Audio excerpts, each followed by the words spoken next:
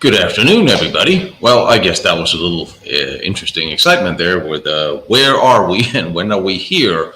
And I think that's one of the things we want to talk about today: leadership or poor leadership. This time, technical difficulties, I guess. But that's one of those things that it defines us and defines time as to who led us, how did we get here, how do we get out of here. And if you are if you're a military man or not, there's something iconic about General Patton. You can't escape a man with charisma. And for so many times, the people with charisma are the ones that defines history or events or pushes and furthers events, whether you like their point of view or not, from kings to politicians. Uh, the charismatic ones are the ones that will usually lead you off the cliff or over it, for better or worse. And I always thought that there are so many stories about General Patton and so many viewpoints. And again, if we look backwards at the history that was spoken of the man, if you look at it today, and we're going to talk a little bit about his leadership style, and the slaps were not the only one things that sort of got him in trouble. But the question is are we looking at that through a lens of today, and what has happened to the military and what has happened of the basic principles of leadership, whether you're in military or you're in civilian life or you're running a business? Where is the principles of leadership? And like I told a video show a couple of days ago, I no longer define our political leaders as leaders because they don't lead. They are not inspiring, charismatic, driven by a sense of purpose.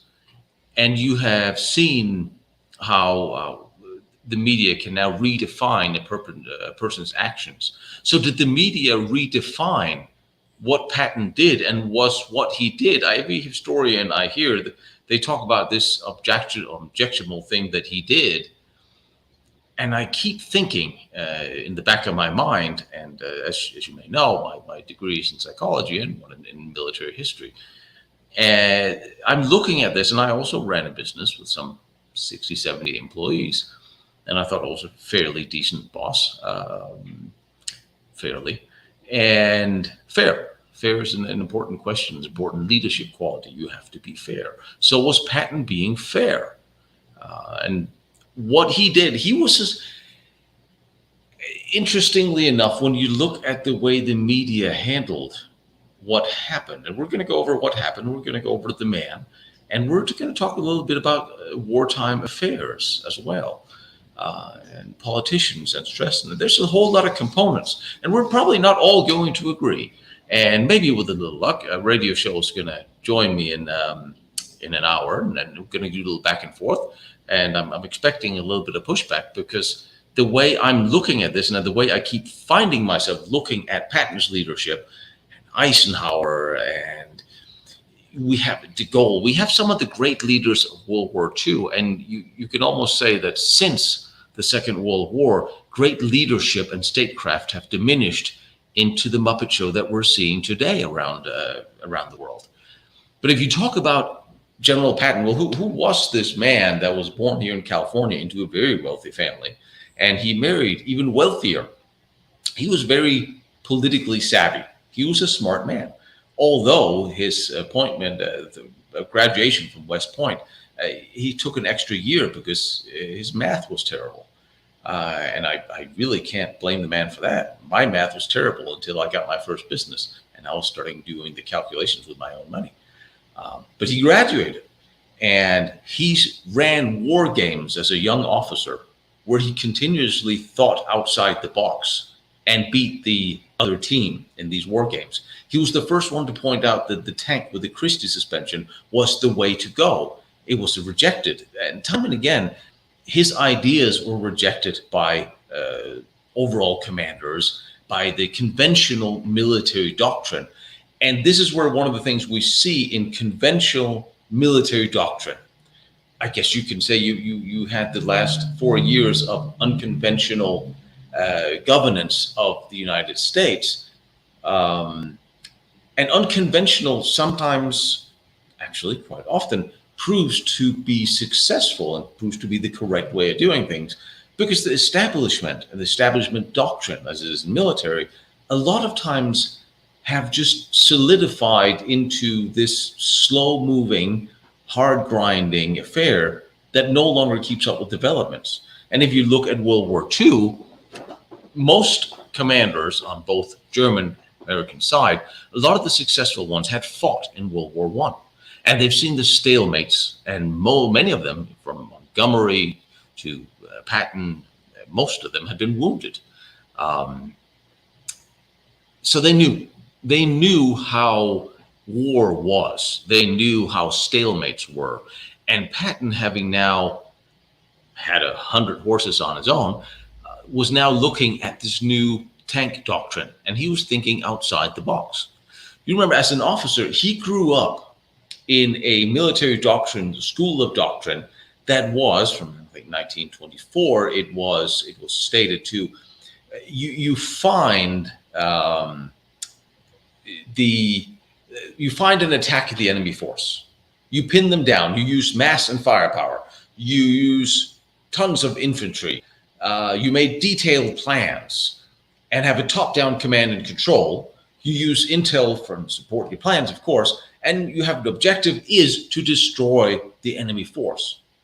You find them, you pin them down, you prepare for a set-piece battle, and then you just, by pure weight of numbers, grind each other down. That was the conventional wisdom. That was not Patton's approach. In the 1924, it was even said by the military command that no battles has ever been done by maneuvering. It was in 1922. It was stated by the warfare school that fighting and winning a war was never won by maneuvering. And Patton did not believe in this. And of course, that put him at odds with quite a lot of people who has now built their military careers of that's how you do it. You do it the conventional way. Patton's way was find and attack the weak spots, use maneuver, speed, and shock. And one of the things I absolutely love about Patton is it is better to violently attack the enemy today than in a week with a perfect plan. His purpose, he was combined arms. He was flexible. He had simple plans. Subordinate were allowed to take initiative. This almost sounds like how Guderian and Rommel did things. He used intel. And a lot of people, they don't believe that he had, they said he was just fly off the handle commander. And he wasn't. He had an incredibly well set up G2 command structure, an intel structure in the Third Army. That if I can actually figure out how to pull it up, I will show you in a minute. His objective was to destroy the enemy morale, keep them on their toes, continuously attack where he was the weakest. And time again, in the battles that you saw, especially in Germany, or France or Germany after the invasion of Normandy, he was stifled by other older Allied commanders because they didn't, he was hot-headed, they didn't believe. And it's interesting because Patton grew up, he was actually the wealthiest officer in the U.S. military because his family had money and he married a very wealthy lady. So he didn't need the money. And he was very savvy, as I said, in the political game. He would invite the new chiefs of staff to stay at his house, at his ranch, use his horses. He would show up with his own yacht. And, when in depression, he had money. And he was hanging around politicians and film stars. You can always say, well, he was a bit of a showman. And he had an aggressiveness, and he also had a showmanship. But one thing we always seem to forget is, yes, live, PR. One thing we always seem to forget is he knew what he was doing. And that's one of the things that made Patton important is he didn't just pull this off the seat of his pants.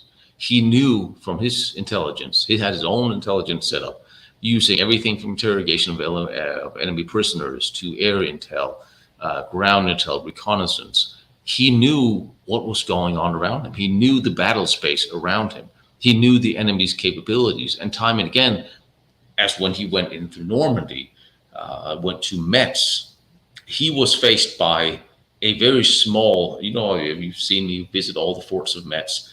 And when Patton's Third Army got there, he was faced by 10 German tank destroyers and a very small German force. And he told Eisenhower and Hodges, we need to attack right now.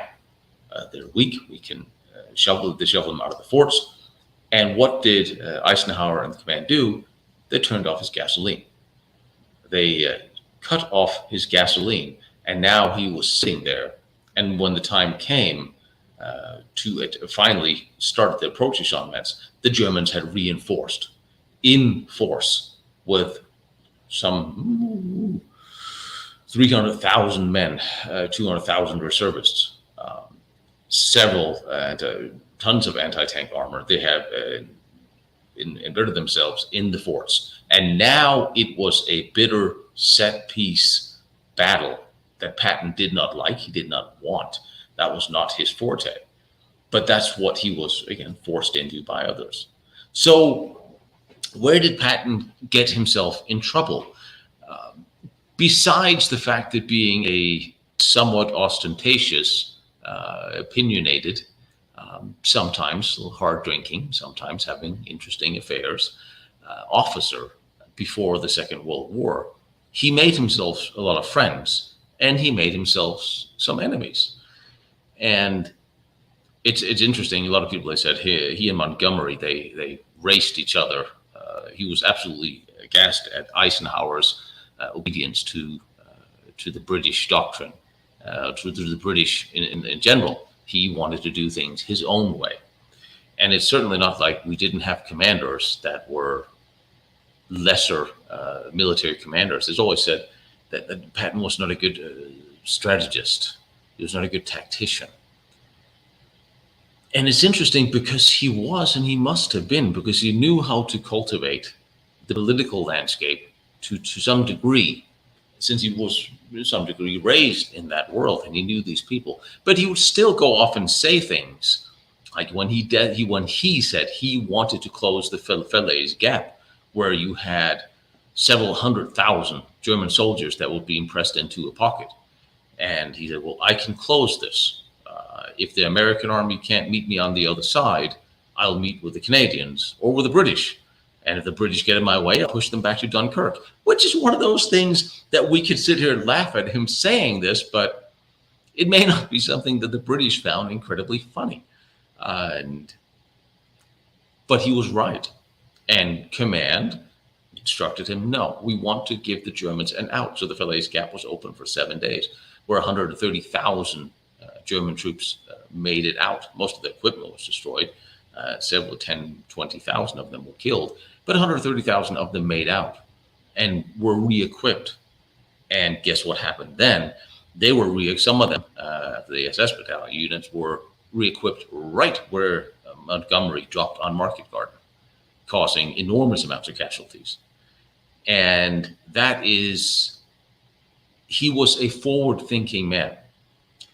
And I think we can hardly say that his finest hour was most definitely his race towards to close for the Battle of Ardennes.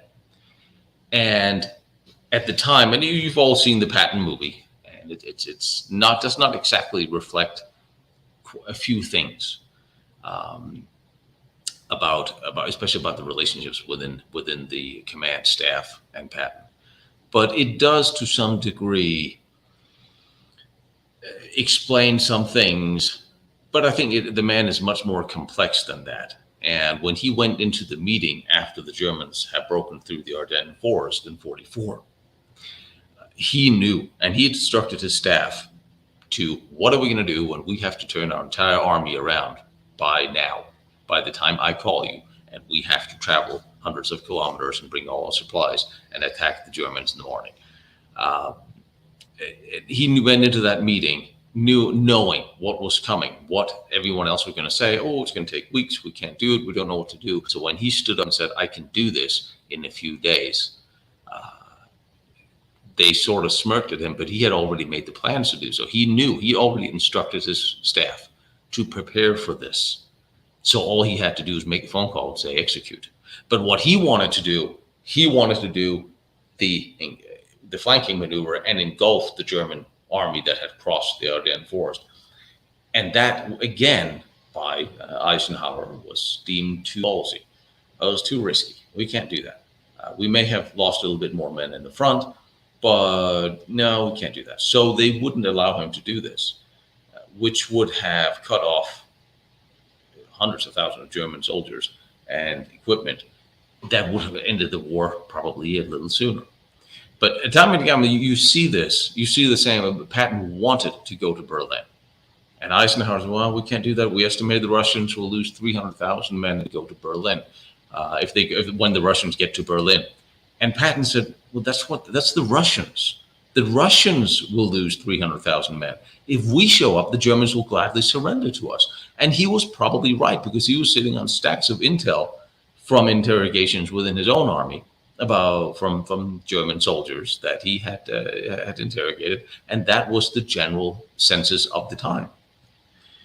And of course, you keep talking about how Patton was a man who was reckless, and they called him blood and guts, and he was responsible for the death of more of his men, and he would get everybody killed. But is that really true? Is that really what the numbers bear out? And it's really not, because if you compare Patton's Third Army to Hodges' First Army, those two armies combined, there was 4% less of a chance of casualty, 6% less deaths in Patton's army than in Hodges'. And that's not the big numbers. The big numbers are there was 33% less wounded tankers in Patton's army than in Hodges', and 43% less deaths in Patton's armored forces than in Hodges'. So he wasn't reckless. So what got him in trouble? Well, what got him in trouble was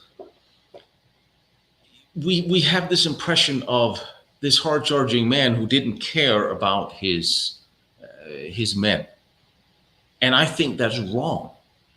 He wrote a lot. He wrote a lot of letters, a lot of diaries. He saw himself as a man of destiny, and I think we have to start accepting that history is written by men who see themselves as men of destiny, who takes charge, does things, not just sits back, follows orders, write comfortable letters. He put himself out there, and he was absolutely not a man who was afraid of dying in battle. Not at all. He, to some degree, expected this. Just like Dutch Coda, before he landed on one of my favorite World War II generals, landed on the beaches of Normandy. He had accepted he is going to die on that day. He didn't, but he was certainly going to do his duty. And sometimes you have to look at warriors and bravery, but we'll get to that in a minute. I'm sorry. I told a few people that if they wanted to jump on with this, they can jump on and chat with me in a minute. But I think it's interesting that Patton was not reckless, and he executed brilliant campaigns in Tunisia. And things in Sicily was sort of where he started getting in trouble. He did a few things in Sicily. And this is where one of the things I want to talk about, because I think it's interesting, because and this is where some of you are going to disagree with me. And some of you who are in leadership positions today, and some of you that may be hearing this that are, I have no problem with disagreement, because this is my personal opinion. But it is also an opinion that I am basing on what I perceive as to be leadership. What Patton did on two occasions, he was used to, at this point, seeing his soldiers dead and wounded, and he hated human misery. He wrote often about detesting pain and suffering and misery and war. And he was a realist, knowing that people will die in war. The key point is to kill more of the enemy than of your own. He was also a realist, and this is the realistic part about war, is that people die. And we do train people to kill other people, because sometimes other people makes a certain place or time world peace or in their own country or civil wars, so unsafe and so dangerous, they need to be removed from the world space. That is just a fact. And today we don't like to talk about it. But guess what? Back in the day of World War II, the press didn't like to talk about it either. Nobody ever liked, even once Stormer Norman, he said, we're going to find the Iraqi armies and we're going to kill them. We're going to find the Iraqi army and kill it, is what he said. And that was, we can't say, kill, that's bad. When they take out a terrorist here and there, depending who does it, of course, it will be spun in different ways. But there are some people who contribute nothing good. And this is as well also my belief. There are certain people that contribute nothing good to the world that will destroy innocence. And that is what war really is. It is destruction of innocence. And that's one of the things that Patton absolutely detested. So after visiting several of the field hospitals in his way, he came to a field hospital where there was, and he'd been seeing and visiting his soldiers that were all tore up from battle. And in one field hospital, he saw one wounded young man from Indiana, the first one, I believe, seemingly unwounded. And what unfolded was something that I wanted to talk to you about, because I think it's something that needs to be looked at in a different light. He really, the young man said, I can't take it anymore. I am nervous, I'm scared, I can't take it anymore. Now, if you are a hard-charging general or officer or soldier, and you're standing surrounded by wounded men who have lost limbs and are or dead, and there's one who could take it. Now, granted, and we're going to have a talk about PTSD, which is certainly something, the traumatic that shocks that happen to some people in battle, and some people can't mentally take it. The psychological stress is also a destroyer, and I understand that. And you've seen today, especially, we have no shortage of veterans who have broken down post coming home. I haven't seen that many studies on people who broke down in the middle of the battle and ways to cope with that. And one of the things that has been, from a psychological treatment point of view, come out is the best way of treating post-traumatic stress is to keep people with their units, keep them where this happened and have them work through it there instead of back home in a clinical environment. Now, Patton himself, having been wounded during World War I and seen the Mexican Wars, and he is a man who probably had some degree of post-traumatic stress himself. It would almost be strange if somebody had not seen the death and killing and being wounded himself, if he hadn't some effect from it himself. But he lost it on this young soldier and slapped him and chewed him out, ordered him back to the front line. He actually, some witnesses have said he grabbed for his pistol and he was threatening to shoot him himself, which obviously he didn't do, catching himself in it. But it was a scene that supposedly the nurses, the doctors, they were aghast, and they could hear him yelling at this guy from outside the tent. And it was a thing. It wasn't a thing at the time. Then a week later, he did it again to another visit to another field hospital. And here again, you have this command general who's visiting all his soldiers in the middle of the battle going on, which I think bodes well for him on one hand. And then because he takes the time out of the battle and go visits his wounded soldier because he was loved by his men. I have never heard anyone who served in Patton's Third Army speak negatively of him. And it's interesting, you talk to a lot of soldiers, GIs from the Second World War, they'll remember where they were, but most of them don't have, who was my commanding officer? Who was my general? I really don't know. But if you in Patton's Third Army, you knew who your commanding officer was. You knew who the general, you knew the old man. And most of the guys who were in the Third that I've seen, they all have some anecdote about Patton, and most of them are positive. I haven't seen any that's negative. Except then what happens, it happened again. There was a young man that was unwounded, had no damage. He did possibly have a fever, and he was later came down with diarrhea and dysentery. So the man was sick, but not visibly. And the same thing happened. Patton chewed him out and slapped him and threatened to send him back to the front immediately. And some of the nurses were said to be so shocked by this that they had to leave. But where did all this then come out? Down the line, eventually Eisenhower was told of the incident, and there was a few other incidents. One of them you may not have heard of. The dates all the way back to him as an officer during World War I, where he wrote his wife someone he was accusing of laziness, and he hit him with a shovel, and he thought he killed him. He wrote that in a letter. I was so upset at this man being lazy. I hit him with a shovel, and I thought he died. But there was never a hearing or investigation because Patton was wounded the very next day and spent the next 2 or 3 months in hospital. So nothing ever came of that. No one ever heard really of that story. So he was always one that would most certainly take it upon himself to act on either an impulse. And he did right. Temper is a general's greatest friend if he can control it. And there was a bit of a showcase in him. He knew he was expected to show himself to his men in certain ways and to be this larger than life character. And who doesn't love that to some degree? And we'll talk about our personal experiences later. And if anyone has any personal command experiences with their commanders or vice versa that you want to jump on here and share with me, I'll be more than happy to shoot you the link.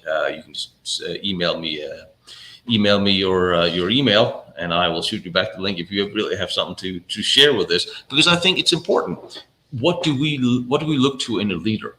There was another incident in Sicily and involving Patton. And one thing we can always ask ourselves again is like, why did we even go to Sicily? Patton was time and again not promoted as he should have been, not given command that he should have been, because he was one of the best commanders they had. And Stinson, Minister of War, kept his hand over him when everybody wanted to fire him. When the press started raining on Patton, and Eisenhower was embarrassed, and Hodges and Bradley, who had been Patton's subordinate at one point, but then was promoted above him. Again, there was an effort to Patton down.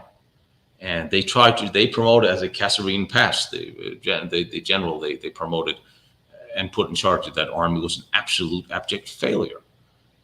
It should have been Patton. And there's quite a few times where they said this should have been Patton. And why was Patton not on D-Day? Even the Germans didn't believe that the Allies would stick their best general, as they considered him, in the rear and not up on the front on the beaches, as he probably should have been. But he had now gotten disgraced because of the media. The media is what blew this up back in 1943. And wanted to send Patton home. They wanted, there's a court-martial, this, that, and the other. And we're talking about a war where some 55 million people died, where millions of women were raped to death, where people lost arms and legs and limbs and hearing and eyes and were battling it out. And here's one of the best commanders we had. We're going to send him home because he slapped a couple of guys. If you think about it that way, it's absolutely outrageous that anybody would have cared. What was the media after Patton for something like this? He did something else in Sicily. And Sicily was a bit of a mess. He wanted to be in charge. Montgomery was put in charge, and they all wanted to get to Messina. And they raced each way around around the island, and they really wanted to. Patton beat him to it, and he was probably a little reckless, because he was sometimes a little reckless. There was a few instances where he did things that could probably be more for personal glory than for what you would consider tactical soundness. but he never did things that was reckless to the point where he didn't know what he was doing. And if anybody, well, you just look up real quick what the name of the prisoner of war camp in Normandy, where he went to get his grandson, his in-law out of that raid that went horribly wrong, because I can't remember what the name of that prisoner of war camp was. That was one of those instances. Another one was going around the mountains in Sicily in order to get there before Montgomery, where he was relying on some amphibious crafts, and he pushed the timetable beyond what the soldiers could actually deliver, what the specialists could actually deliver on time, and it turned into a bit of a mess. But one of the other instances they were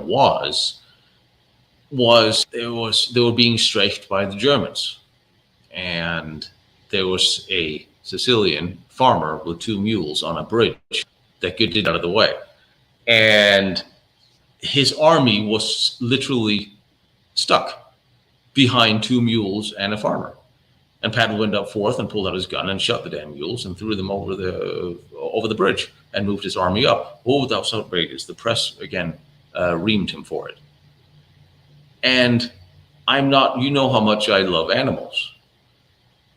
But seriously, if you look at this and take it in perspective, you're being strafed and shot by the Germans, and the damn mules won't get out of the way.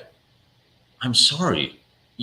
I would rather send a couple of mules into the gully than send boxes of my soldiers home. And that was Patton's motivation. And I cannot find anything wrong with that decision. And I understand why he was upset and slapped the soldier around. The German commanders would never have believed that they would have done this to him for something like that. We're think about the German army during the Second World War. They sentenced 25,000 of their own soldiers to death for cowardice. They would shoot them, or at least not all of these were executed, the death warrants. But at some point in time, you have to look proportionate. And what kind of army was it that Patton was actually commanding? Still not on coffee. Well, Patton was commanded a new army that has been raised from scratch from 1939, 1940. It was not volunteers, a conscription. They had to be trained, and they had to. If you have a professional army, you can expect more of it, and your motivational doctrine is different than if you have a new army of conscripts that has to be driven forward. And I do understand where he was coming from. I truly do. The other part now, did we get a name on that?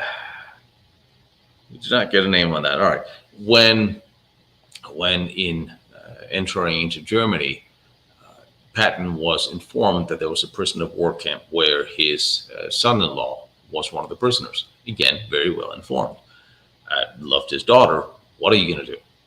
He proposed a massive raid on this prisoner of war camp. It turned into a boondoggle. It did not go well. Lots of the raiders were captured, killed, prisoners rescued. It didn't go well. Patton had initially set for a noisy diversion and a silent attack, and he had allocated a lot more soldiers to it.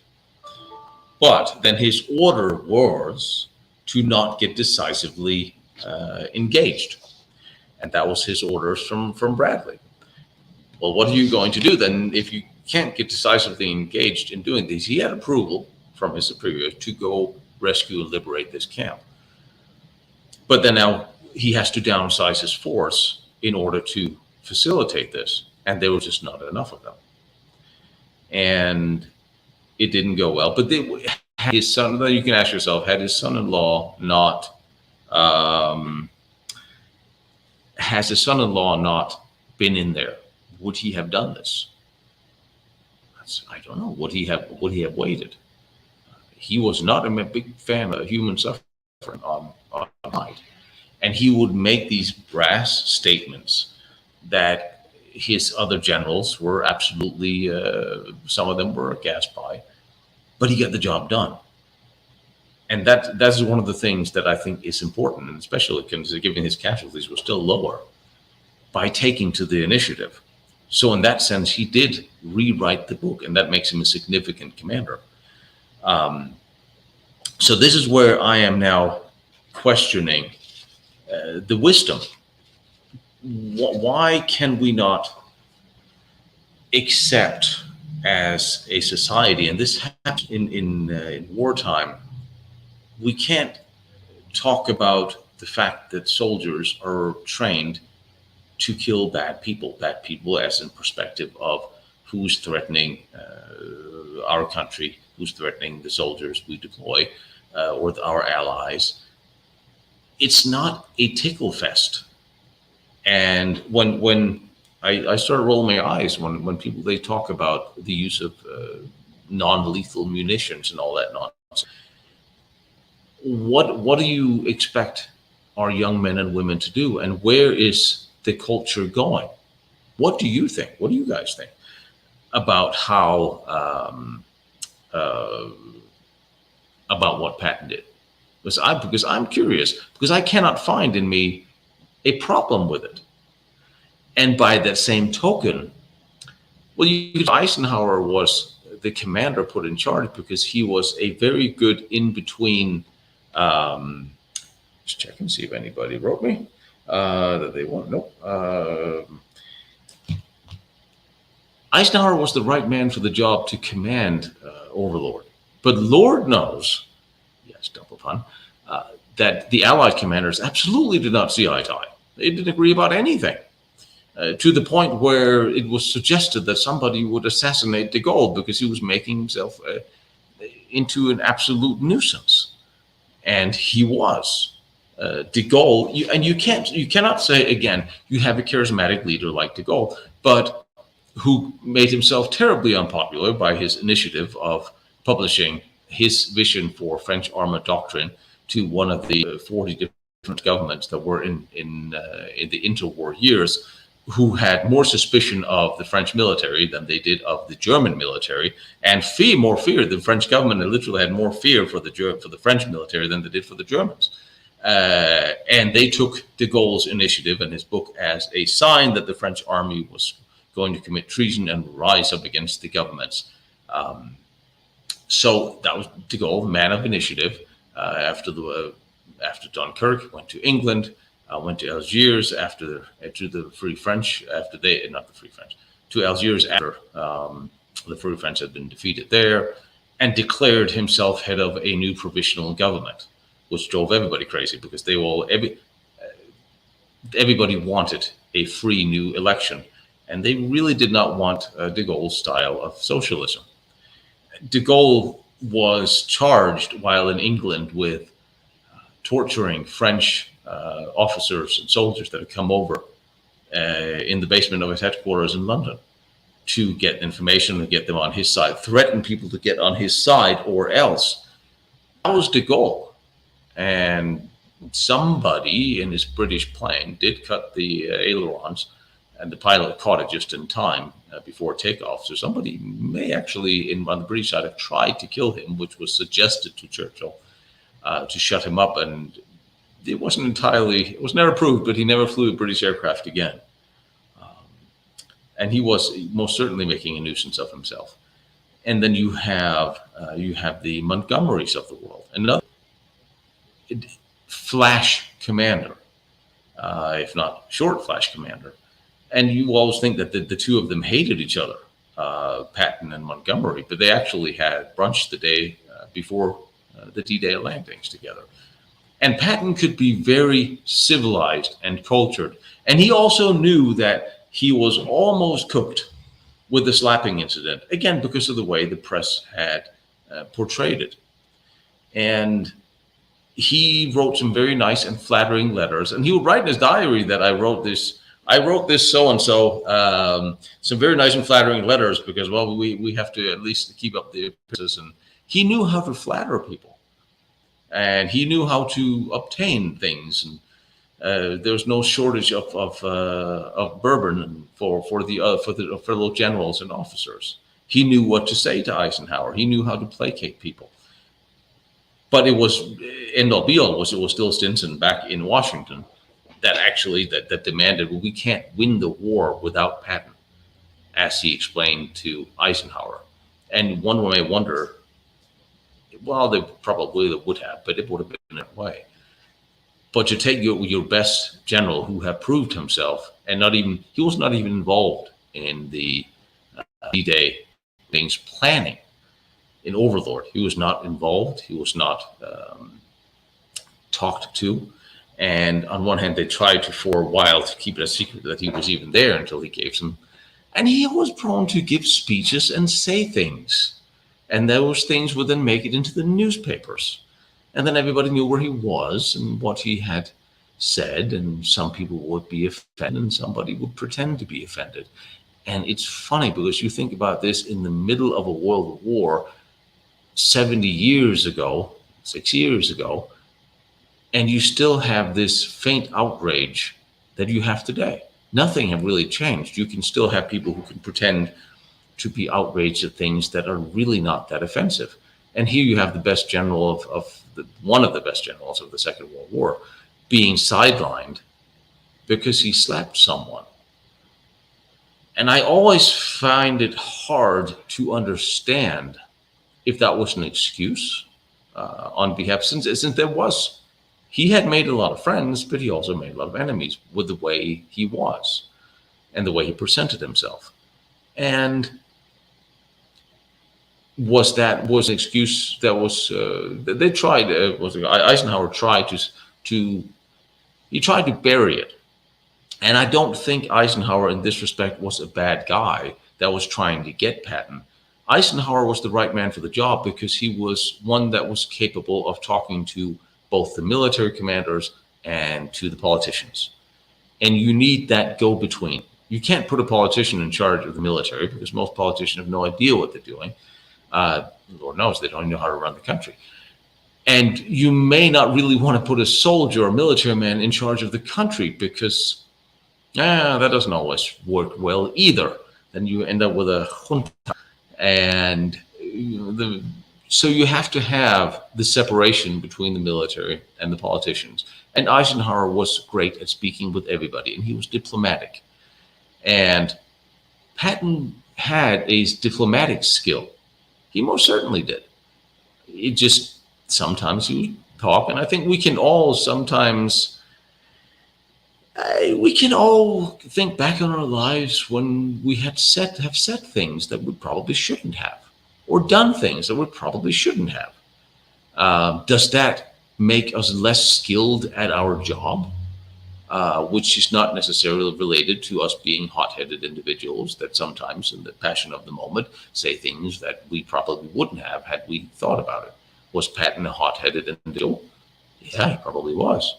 Seeing all his men wounded in hospitals and fighting a war that he felt himself destined to fight. He was passionate about being a soldier, about a general, and he wasn't even more brigade general past 50. But that brings us all back to, well, what kind of leadership do you expect? And what do you expect from the people you're trying to lead? If I remember when I was raised in the military, you had a way of telling people off that I don't know if we still have today. It seems that we don't. Same thing in battle, in leadership. Now we're not talking about a hectic situation, because, and as anybody who's been in a hectic situation will recognize and agree with, is when things start flying about you and everything goes tango uniform, you stop talking politely to each other. You stop all this nonsense of civility and carefully, all this stuff that lawyers would frown upon, and you start yelling things at each other because you need to communicate short, precise messages. And when you swear at people, when you those are the words adults use to underline the fact that we mean now. And there's an urgency to things. There's an urgency to when things go south. And everybody around you knows and understands this. And you stop the superficial. It's like, I think that's the way that men in general, we talk to, the short, concise messages. And when you were telling somebody off, I was always trying to, well, first you tell them something nice, then you tell them the shit they've done, and then you tell them something nice again. So they can use what you always remember, whether this is sports or anything, is the first and the last memory, or the first and last impression. It's like you compete in bodybuilding. You do your best pose first and your best pose last, because they may not remember anything in between, but they'll remember that. And you go and sit down somebody down in a meeting, you're going to chew them out. You start nicely with giving them a nice compliment or something that will relax them. Then you give them the shit you have to give them, and then you tell them something nice again, so they at least walk out on a positive. That's usually how you want to deal with subordinates. That's how you want to deal with whether it's military or it's civilian life. There are leadership principles about you also leading from the front. And I think Patton was one of those people, like Dutch Coda was one of those people. Churchill to some degree as well. And again, it's like, who are you leading? What are you leading these people to do? In Patton's case, he was leading people to kill the enemy and risk their own lives to do so. That put a certain pressure on a man. He was never a cold-hearted man who just wanted to send people back home in boxes. Nobody was. And I'll try to like hoorah for myself. And if we have such a stigma today in this superly polite society, and we are becoming so superficial, we can't actually express what we mean. We can't actually talk about what we are intending to do, what we would like people to do.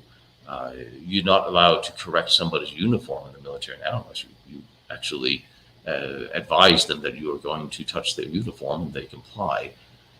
And on the other hand, I remember boot camps where you would physically pull people up if they were sleeping. Or I had a friend of mine, he was an officer's cadet, and he was on maneuver, and there was a young soldier on duty, and he tapped him on his helmet with his rifle, which is obviously blank, adapted and blanked. And this young soldier didn't want to be in the military, and his mother was a psychiatrist. Let's see where this is going. He was dishonorable discharged for having pointed his gun at somebody. All he did was tap his helmet with the barrel of the gun to wake him up. And I'm in the back of my mind, well, he obviously didn't have any live ammo. He's obviously not pointing at him, threatening him. The private didn't want to be in the military, and he was sleeping on guard duty. If the only thing that happens to you, if you're poked with a stick or a rifle that's not loaded together, if the worst thing is going to happen to guard duty is that, I think you should be, well, somewhat fortunate. But this young officer's entire career was ruined. And this is where I think, and this was 15 years ago, and I think, well, the military leadership should just very simply go back, well, there's nothing here, go away. And we don't have that anymore. We can turn everything into something else. And I think that's where you also look at what inspiring leaders have you met? What inspiring leadership stories have you had in your lives? I don't know if any of us ever had met anybody like Patton, or been inspired by a personality the way he would inspire his troops, because he did. if you have met someone like him, charismatic like that, shoot me your email if you want to jump on here and talk about it and tell us all of that story. That's why I'm checking my email now again in case anybody wants to jump on. I'll send you the link so you can. I remember, and I have a great love for the command general I have now, because he's trying to do things. He's not the official person that you can't talk to. He's very approachable, and that is one step of leadership. You're approachable. Whether you're a private or whatever you are, anybody can go talk to this man, and he will talk to anybody.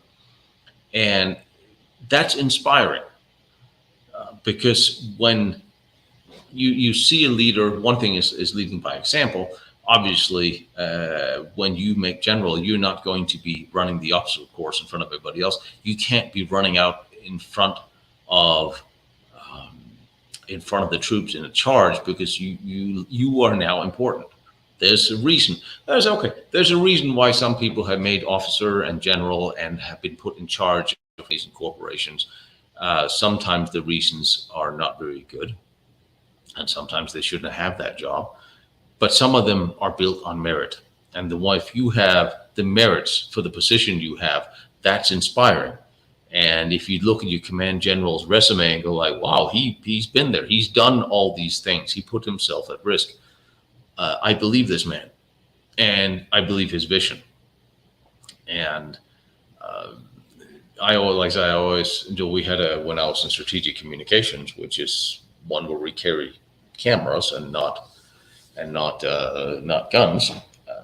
He would walk into the last meeting I had with that unit, he would walk into the room and say hi to everybody and pat me on the shoulder and go, "Hey, Tino, how are you doing?" Because he would call me by first name. And I would, for the God, trying to catch myself and not saying, "Hey, Jay, how are you?" But had I done so, everyone else would have raised his hand, but he wouldn't. And later in that talk, he said, "Well, here we carry cameras and do things, and the only one here who wants to carry a gun and kill people is Tino." And then he looked and pointed at me again. Do you think that there's not a whole lot I wouldn't do if that man picked up the phone and said, I got something stupid I need you to do for me? Do you think I would say yes? Of course I would. I remember when I was a recruit, he was first lieutenant. He eventually became a captain. And he would every other year, he would pass and go through the special forces training and pass it, but he would never actually take the job. He just wanted to see that he could. And he had this aura around him of calm, and he would see everything, hear everything, and he was fair, and he was driven, and he would care about his soldiers. He would absolutely put it line. If you do morning jumping jacks or push-ups or whatever, he would come out and he would do them with us. And if there was a forced march, he wouldn't be sitting in a Jeep doing it. He would walk it with us. That kind of leadership is inspiring, because there's someone you can talk to, and somebody who will, you can chew people out in different ways. And by the way, thank you. I saw that. I saw that, Andrew. Thank you. I appreciate that. Chew people out in different ways. And I always use the example. If you can yell at somebody and literally physically chew them out and bite their head off, and when you're done, you're done. And their ears are a bit red, and okay, that was expected, moving on. Or you can do the terrible, evil, horrible thing that that I've learned from my ex-wife. You will do some things such as you would use reverse psychology, which is much more deadly than any kind of chew out what he could have. You would go up to your soldier and you go like, "Well, you really let us all down, son. How do you feel about that?" And walk away. Nothing like the silent treatment. You all know when you come home and your wife doesn't use to say anything, if you have a wife, or your girlfriend or whatever, to only use single sentence or single words, and you know she's mad, and you don't exactly know why, but you're panicking inside because it may be the end of your life coming near.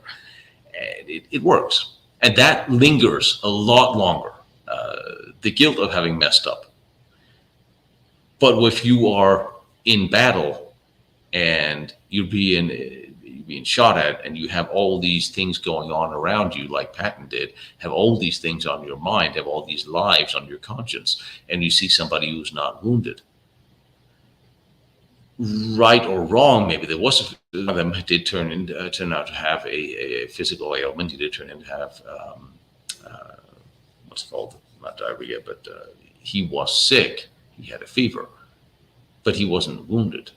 But he also said, first thing he said to Patton, I couldn't take it anymore. That's probably not the sign of thing you want to say to a man like Patton. And I understand why that would pee him off, because here he is surrounded by wounded men who could take it and were wounded and are in the hospital. And he's leading men who have to take it because otherwise they won't win the war. They won't go home for Christmas. And here's somebody who goes, I can't take it, which is also fair. It is fair. Some people break down. Divorces. I'm sorry. All right, but since I opened that door, hope anybody found that funny. Sometimes I can't take it anymore. You're looking at another thing is, well, Patton did have a lifelong affair, which I think is really interesting. And I'm just going to try to see if I can pull out a couple of photos of the young man here, which apparently can't. And the machine is here. All right, we're just gonna. Hey, somebody. Hey, buddy. So one of the things I loved about Patton is that he had a lifelong affair with a really attractive nurse. Okay, not that I'm advocating you cheating on your wife, because that may also get you, murdered. But here's the thing there's slapping is one thing, but another thing is you look at Eisenhower. He had his share of affairs. Patton had affairs. Montgomery had affairs. You have all these highly these commanders under a high degree of pressure to save the world, around the world, from their respective wives, although sometimes they could have brought them with them. And you see, and I've seen several friends of mine had employment affairs, which is that something we can condone or not? If you are, well, you probably shouldn't bring them home with you, which is an obvious reason, but condone a field affair, an deployment affair, because, well, guess what? Sex is important, and it does something physiologically to you. It's a good way of de-stressing, and honestly, it's probably better than doing drugs and alcohol, especially if you're in a situation where you're commanding hundreds, thousands of soldiers, or you're being shot at every day. Is it then admissible to get that release with somebody around you, despite you have somebody significant at home or you're married? Again, it's hard not to advocate. If you're living your life, I don't suggest that if you're in a nice monogamous relationship that you're having a bad day at work and you sleep with your secretary, because I don't think anybody's going to find that understanding. But if you're in a situation where you might get killed any day, if you're in the rear and you hook up with a cute nurse and it's war and you may not make it, is that something we can accept? And having been in relationships where people have cheated on me, I understand the cheating concept. But I have also been in relationships where I've turned around and say, I'm going to be gone for 6 months. You're young and healthy and happy, and whatever happens at home, I don't want to know. It's okay. Or gone for a year or however. Trying to be understanding to people's needs. And one thing that's very interesting, I was actually trying to pull up this picture of Patton's girlfriend. The most interesting thing about Patton's girlfriend is they had this 12, 14-year affair. And 3 days after he died, she killed herself. You can also ask yourself, why did he marry the wife he did? Well, she made him the richest. She was really, really rich. I'm not judging the man, and I can't condone or not condone because I don't know a lot of time, especially back in the day, you'd have relationships of convenience, or marriages of convenience, where you see political relationships. And I'm one of the one person that there's not a whole lot I'm going to agree with that family on. But when Clinton, he had his winky whack, the Oval Office, I don't care. I really don't. I would like the man who, whether you like him or not, here's a man in one of the highest, most stressful jobs in the world. No wife jokes on that one, but I would like him to be in a relaxed and happy mood. Now, however, it then turned into there's a whole lot of rape allegation, other things that happen. We're talking about consensual only. The other everything that comes after that is a completely different story. All you have to do is just look at his wife. I mean, you'd probably get a knobber from an intern as well if you were married to that. Didn't I just say no wife jokes? I couldn't help it, man. It was just rolling around in my head. I think she just came out and said something about their affair today, but when somebody said Hillary Clinton, I just tuned out, and I don't know. I went under a road bridge or something. I didn't hear.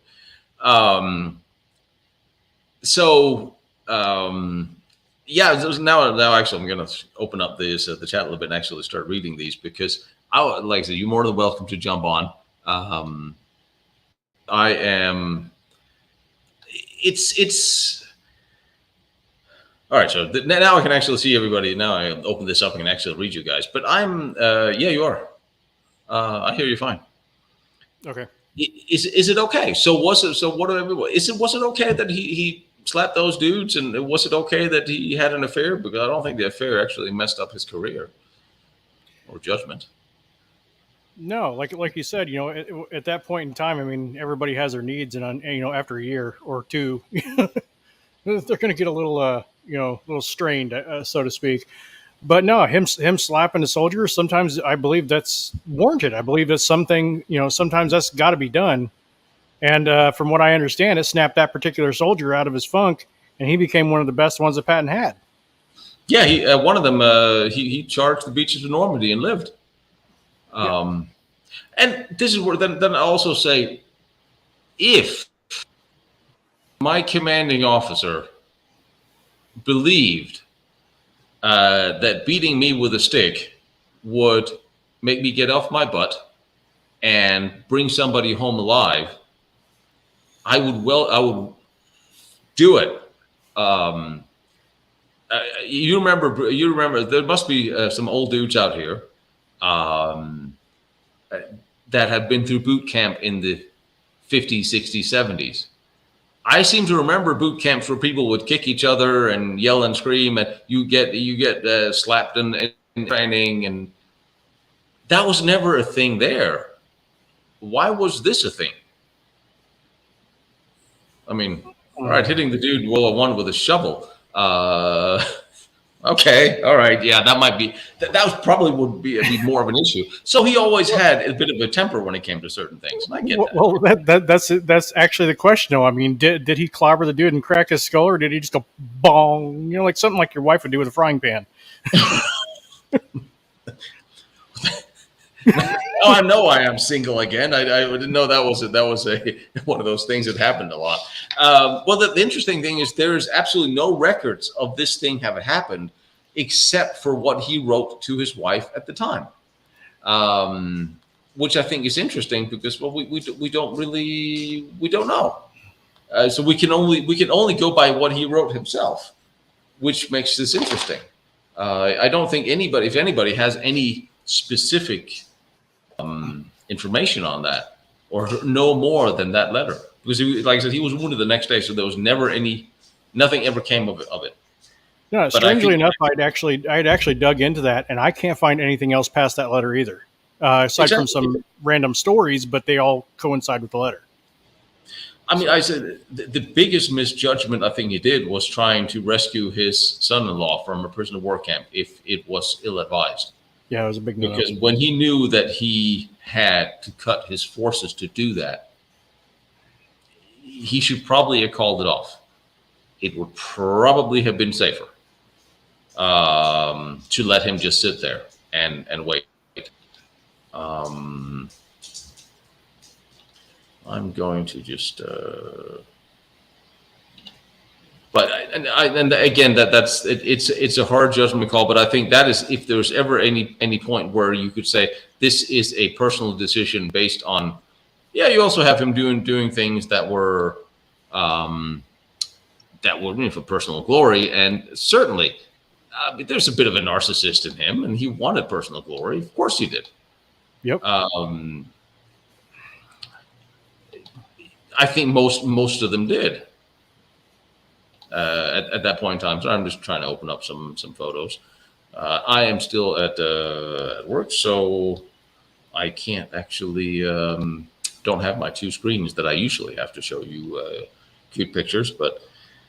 And again, that's why I don't want to say that his marriage was a political marriage, or because I don't know. It's not for me to say this. Oh, apparently I can't bring any of those photos in, so I'm just gonna not worry about it, because I wasn't there. I didn't know them. I didn't know the family. I met his granddaughter, and I invited her to come on one of these talk about him. He was raised in a family that was somewhat suspicious, believed in reincarnation. Did he use reincarnation? I don't know. I think there's been a lot of rumors and gossips that has been attributed him after his death. Well, that's why what I said earlier in the chat room was the only two things that were actually truthful in the movie Patton was the slap at the soldier and his love for Rommel. He appreciated Rommel. He really did. He really did. But everything else in that movie was kind of like a gray area, hit and miss. It wasn't half truth. How does that sound? And you can't blame for being that you can't blame him for being annoyed after something that, and Patton was never, yes, he apologized for the slapping thing, but he was never apologetic. He never thought he did anything wrong. And from his point of view, I don't think he did. I don't think this was the terrible crime of the century. The Germans certainly didn't, and Stalin most certainly didn't either. I mean, here are people that will outright have a third of their army executed. Nobody. And I think that's one of the perspectives we have to look at. But what is it we're training our soldiers to do? And you have this dichotomy then, and that thing was that it's interesting that this was also, you couldn't talk about, I'm going to go kill the enemy back then in the American media and the British media. Oh, kill, that's such a bad word. Well, what do you think they're doing over there? You can't have that terminology today. Oh, we killed the terrorist. Ooh, that's a bad word to use. Yeah. I don't know where that came from either. I understand what you're saying. I don't know where that came from in the media then and the media now. I mean, war is not sunshine, lollipops, and unicorn farts. It's death. No. That's exactly what it is. It is. It is thousands of men meeting their destiny, and many of them knowing that that's what is going to happen. And the whole concept and the whole construct of trying to make this it was a non-lethal military. You have this complete dichotomy where you have these, and I believe in the service we would use the terminology "bleeding heart liberals," and even the terminology of you're a liberal 40 years ago, you're probably a decent person. If you're liberal today, it means something else. Language have changed, but to kill your enemy has always been the same. And even today, with all this political nonsense and woke stuff, all these things you can't say because it sounds bad.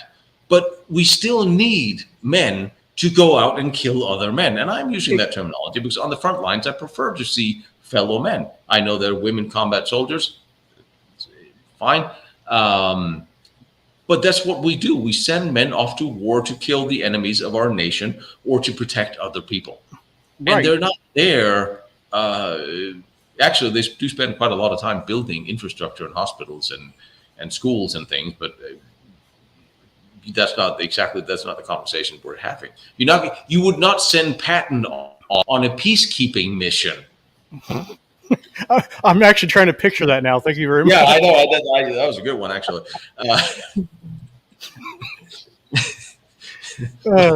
Would you please go to Kosovo and build schools and direct traffic? Direct traffic. We know he's good at that. Well, in play. Well, now I'm going to be thinking about that the rest. Yeah, right. But like you said, nowadays this woke army stuff is for the birds. I mean, when I went to boot, we had Mothers of America. They kept trying to change boot camp. They kept trying to, in the army, they started doing stress cards and stuff like that. I'm like, what the mother? I was like, what is going on here? Because while you're doing that, while you're being soft, while you're hugging and coddling these these men and women that are supposed to be our fighting force, the enemy is training to kill them. Yeah. Wake up. And I think that's the complete disassociation from reality that a lot of our media and politicians have is that they're trying to create this non-lethal unicorn world where we are spending more time doing all these social counseling trainings that we are training in kicking down doors and blowing things up and shooting guns, which is what men in uniform do or women in uniform do. While our enemies are, and I say enemies, I mean the enemy of Western culture civilization, just to narrow it down. You have people in China, in Iran, in North Korea, and there's a lot of countries that are not civilized, that are not cultured, that does not have a law and order sense of chivalry or sense of right and wrong towards women or children or us. There's a difference. The people are just different. The way they're raised, what they believe in, the way they believe in, people are not the same. And thank God for that, because we're all the same. How boring would that be? But we have people who genuinely want to kill us.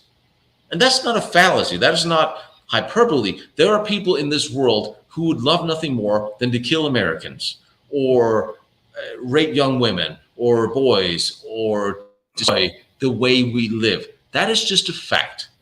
And when it boils down to, do you want these people on your continent? Do you want in your country? Well, then you have to be prepared to use lethal force to protect, because they're ready to use lethal force, as we're doing in the bodyguard world. Well, anybody like Hitler, I think it was Hitler said that as well, anybody who was determined to take somebody else's life and prepared to give up his own to do so can succeed.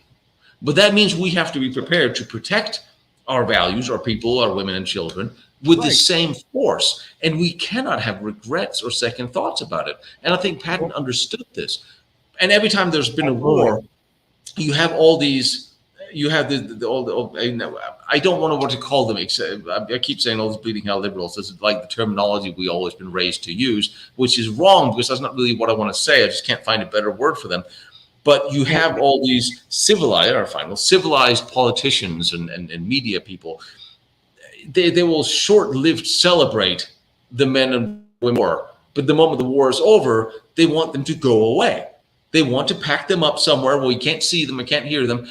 And most of the people who are these men of war, they have very little peacetime careers. Eisenhower, well, I'm going to go on a limb and say Eisenhower was not a man of war. Yes, he commanded thousands of soldiers to go kill for their country, and they did so. So in that sense, yes, he was a great commander. but he's not the man who's going to don bayonet and charge the enemy himself, Right. as I think most good commanders would have done. Patton would absolutely, if surrounded, he would have done a last stand in a heartbeat. That's who he was. You have Guderian would have done it. Rommel would have done it. You have the great commanders. Probably De Gaulle would have done it. Montgomery would have probably done it. You have those who, if you're prepared to give your life for your cause and your men, you have very little future to come home to. What life would Patton have had if he had come back? All right, well, hopefully he would have stayed on board long enough for Korea. Yeah, it would have been a miserable one. It's no different than I hate using a Hollywood movie for an example, but Hurt Locker. Yeah. The reason why I bring up Hurt Locker is he did the same thing. He went over there, he did his job, he came home, he was miserable at home, and he basically all but begged to go back. I mean, he lost his marriage and everything to go back and do his job over again because that's what he knew. That's all he knew. Yeah. And that makes sense. I mean, I can see Patton in that sort of role. I don't see Patton coming home and tending a garden, or nothing like that. He would probably have come home to a really pissed off wife because, well, she knew. And the two women did meet at one point, which is never something you want to come home to after. But Eisenhower had an affair with he had a British female driver that he kept Kate Summersby, I think, that he kept driving her around. And he sometimes would write his wife, "Oh, I took Kate to this dance because there's no one else I know." And his wife was a little peeved about that as well. And the press had also written some things about how the American soldiers were fraternizing with British nurses. And seriously, the GIs came to England to the point where the joke was the British Isles will sink. And they came with money and flair. And there's one thing about being American is we do things a little different. We are a little bit more brass. We are a little bit more ostentatious. Well, same thing back then as it is now. Nothing changed. I'll give you a good joke on that one. There's a reason why they will not let the U.S. Marines enter the Space Force, right? No. Because the first time of intelligent life, we're going to try and screw it. Wasn't Robert Williams who said we're men, if we can't F it, we'll try to kill it. But now we're back to the very basis of human nature. Right. Everybody has needs. And if I don't know, if you're going to put me in the chair tomorrow, I don't know, what would I want to do today? If I knew I was going to die tomorrow, I'd probably try to eat my favorite foods, and I'd probably trying to find some adult actress to have a date with. Yeah, there would definitely be some fraternization, yes. There'd probably be some fraternization because if I have one date before I die tomorrow, either you can sit down and cry about it, as some would, and go, well, I'm going to go out with a bang. Just have a bag of potassium and literally just have a bag of potassium and some saline, ready because I'm going to be dehydrated. I know, and that's what I'm saying. Like, I don't want to bring up Clinton because he's done. There's a book that was written about, and it's called "Put Some Ice on That." That I don't remember the author, but that is pranked. No, it's one of the victims because apparently Clinton's concept was not always consensual, and that's why I hate to bring it up as an example. But if I'm going to do this as isolated, this because he had her Hummer at the Oval Office, I don't care. Right. If you sitting with your finger on the button of the nuclear power force and you are obviously stressed, because I'm pretty sure if being president is not exactly not a stressful job. You know what? I would like you to be as physically relaxed and well balanced. The last thing I want you to do is be hard up. Right. People make bad decisions when they're hungry and when they're hard up. And it's a nice way of saying it. Yes. I'm trying very hard to not get kicked off here. Well, with Clinton, though, I said it before. The reason why he got in trouble is because he lied to us about it afterwards. It's not the fact that he did it. And no. I always said, I said the same thing you did. It's like he got an arbor. Good job. I I don't care if he takes the Resolute desk and puts a little light underneath of it like a Motel 8. As long as that guy can stay unstressed and keep us from getting blown up, I'm perfectly fine with it. Exactly. Oh, Pierre, you can send me a Swedish nurse anytime you want, even if I have more than 1 day left to live. Thanks for the offer, by the way. Now let me know what kind of postage I need for that. I was like, that, yeah, what am I going to say? No, I'm single. Who's going to hit me with a frying pan? But no, it's and I don't think there's been any president who have not had some sort of an affair. I think most military commanders have. It'd be more interesting to think about, well, what does the wives think? If or I don't know if we have any wives, this is a sort of obscure topic here. But if we have any wives of soldiers that's been deployed, what do you think? If your loved one goes off to go to war and he's not going to have any intimacy with you for the next year, after a little while being a man with some discernible testosterone level, he will start climbing trees and or doing other things to them. Wouldn't you want him to be? And this is like an excuse for cheating. Is depending death an excuse for cheating? I don't know. I'm kind of. I think if you asked me 10, 15 years ago, maybe I would have looked at it differently. And I'm saying if you are in that situation, in a high stress environment, high danger environment, maybe there's some things could be said for it. There are some cultures that think that's perfectly okay. Well, Japan comes to mind, but don't know if we can have that conversation here in this particular war. And how many babies are made during wartime? Well, somebody mentioned JFK, and I'm like, well, if you comparison between JFK and Clinton, JFK was a little bit more classy with where he put his wang. Clinton just threw it wherever he could throw it. I mean, it hit everything. I mean, now, on Hillary, for crying out loud. If you are going to find me a wife that will stop me from having an affair with Marilyn, I know I'm kind of probably shooting myself in the foot here a little bit for my future relationships, if anybody hear this, but seriously, I'm sorry. And now I know why I'm divorced. But I'm sorry if I was married and Marilyn Monroe had been around and come knocking around the door. I don't think I would have been able to not. About that. So yes, Lisa, that's exactly what I meant. I know Marilyn is dead, and I lament that every day. I'm just thinking if we could go back in time, or we had a parallel universe, or something. There are a few people I would like to bring back, and she's one of them. But yeah, there's a time and a place for everything. I'll take a stab at Charlize Theron if you don't mind. You can take a stab at it if you want. That's between you and your wife. Oh, I said that shit out loud, didn't I? Yes, you did. I won't say that. I'll not use that last word again.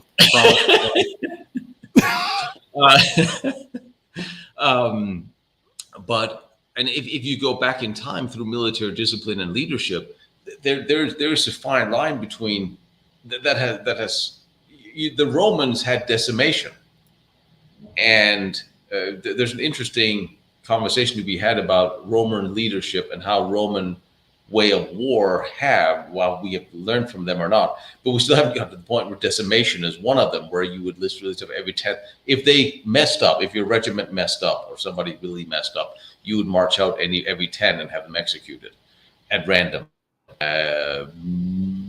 So it's not like brutal methods have not always been employed, and gradually, okay, I will contest that we probably shouldn't start decimating our soldiers to get them to fly right, but we probably should define their mission and accept that we are trying to train them to kill our enemies and stand by that.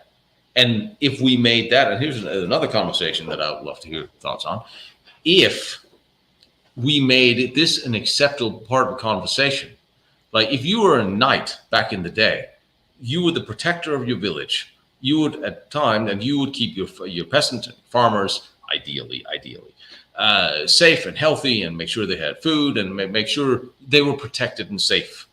But once in a while, you would call upon all the peasants of that village to join you into battle and go kill the enemy of that nation or that night or wherever you happen to be. And then you'd all go home and go back. It wasn't really, death was closer to you.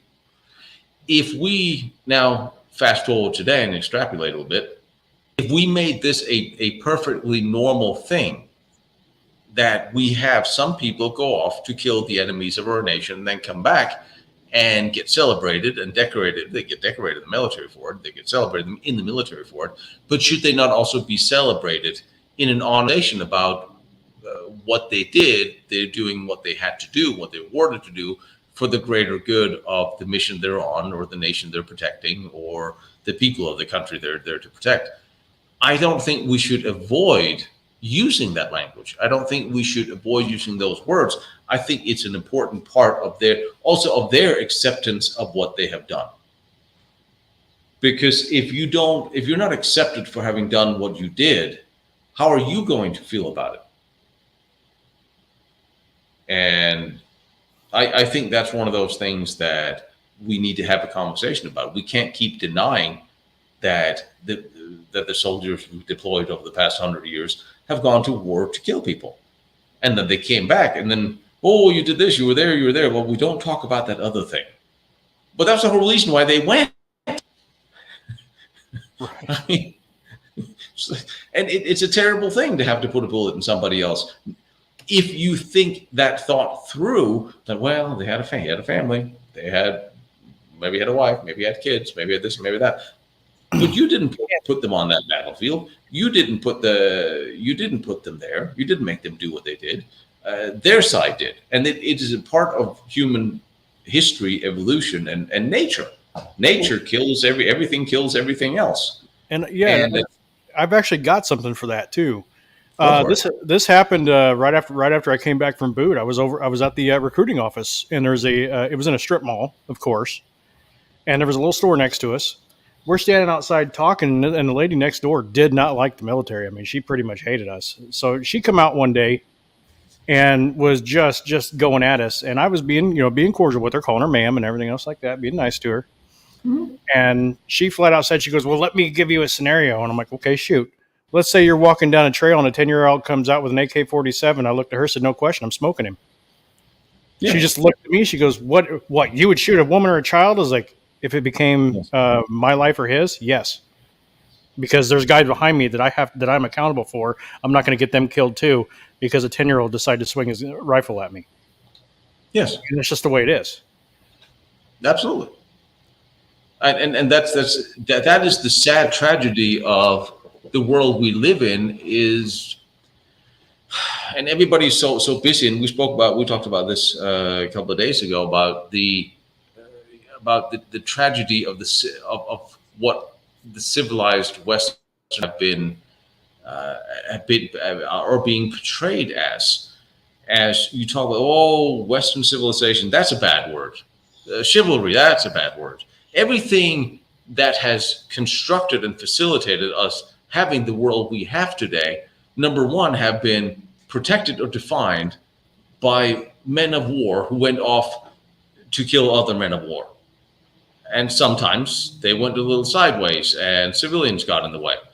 And that was, after World War II, to some degree deemed absolutely one of those things. We cannot have civilian casualties in that way. And it's a large part of the military conversation when deploying weaponry or munitions or soldiers is, what are the chances of civilian casualties? And our enemies know this, and they play the game. You saw in the Iraq wars, they would place AA guns on the roofs of hospitals and things like that. And we bomb hospitals. Now we look bad. It's all the game. But the problem is we are not playing the game well because we're no longer willing to take the risks of destroying who he was. And I'm not saying we absolutely shouldn't kill women and children. But what are you going to do when it then turns out to a knife's edge and go, well, either it's our guys or it's their guys and the women and children they put in harm's way? You still have to have a loyalty to your own first. And if That's that the ultimate involves, question. and Those I see, threat we assessment, don't, yes. And and that's one of the things that Patton, he said that I like the most, is that it's not about dying for your country, it's admitting that others on the SOB die for his. And it is. And we're back to human nature. And it is what we do. Animals do. We are still animals, and animals kill for food. And sometimes we do it for the wrong reasons, and sometimes we do it for the right reasons. And we can't deny the right reasons. Um, and I'll be honest and say I think it's disappointing when we have a conversation about, well, we talked about the sex trade and human trafficking and drugs why are we not actively killing these people? I remember it was a former president who said, well, why can't we go after the cartels? Why can't we send missiles after the people who are sending drugs to America, killing American civilians and people and young men and women? Why can't we? And we can't just kill people like that. And I'm like, well, they're killing people like that. They're killing just our people. Why can't we?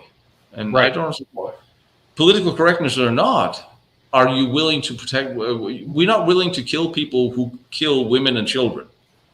Well, then when are we? Patton would never have done that. He would have done that in a heartbeat. Well, it's never the goal, but at the same time, you got to think, okay, is there 50 to 100 of them surrounding this AA gun or this artillery piece that's killing hundreds of people or continuously firing? You have to take that threat assessment and be like, okay, is it worth smoking them? But and sometimes you just got to. It's unfortunate, but it's true. And what would Patton have done if he had been fighting a modern war like today, where he would, in some countries or continents, where he would be faced with child soldiers? I mean, it would have absolutely, it would have disgusted him. It would have damaged his brain. I mean, but he would have done it anyway. Right. And there's nothing else he could have done. You saw it in Vietnam, you see it in Africa. You see, what do you do when a 10-year-old comes at you with an AK-47 or a bomb? What do you do? And there's not it's not really a choice, but and that's why I think that the portrayal afterwards by the media and by certain parties of marginalizing people who have done what they had to do to come home is wrong, and it's not helping their healing, it's not helping their reintegration, and it's not helping anybody truly understand what they had to do. Precisely. Yeah, FDR, and I think sometimes you have to have men that are larger than life, like Patton was, to get things like that done. Because they can, and they're willing to do so. Because sometimes one thing is the ability to do, what was it, Hydra? Politics is means of doing what needs to be, to getting others to do what needs to be done. Soldiering is getting others to do politics is getting people to do the unthinkable for you. Soldiering is the means of getting people to do the unthinkable. Something to that effect. And close enough. Some like the Heydrich was again. You have all these charismatic people who have defined so much of history, but you cannot have a middle management bureaucrat fight a war. You can't, because they don't understand the extremes, and I think that's why we need people like Patton, and we need to. In the military like this, in civilian life, when it comes to leadership, I mean, you need to know yourself. Yes, he did. Did he know how to seek self-improvement? Yes, he did. Was he tactically proficient? Yes, he was. Did he seek responsibility? Did he take responsibility for his actions? Yes, he did. I think he did. Did he set an example? Well, certainly did. Did he know his soldiers, and did he tend to their welfare? Yes, he did. Did he keep his soldiers informed and himself? Yes, he did. Did he ensure that every task was understood and was it supervised? Was it accomplished? Yes, it was. Did he have a sense of responsibility for himself and for his soldiers? Did he feel responsible for his soldiers? I believe he did, yes. Did he train his soldiers as a team? Yes, he did. Did he make sound and timely decisions?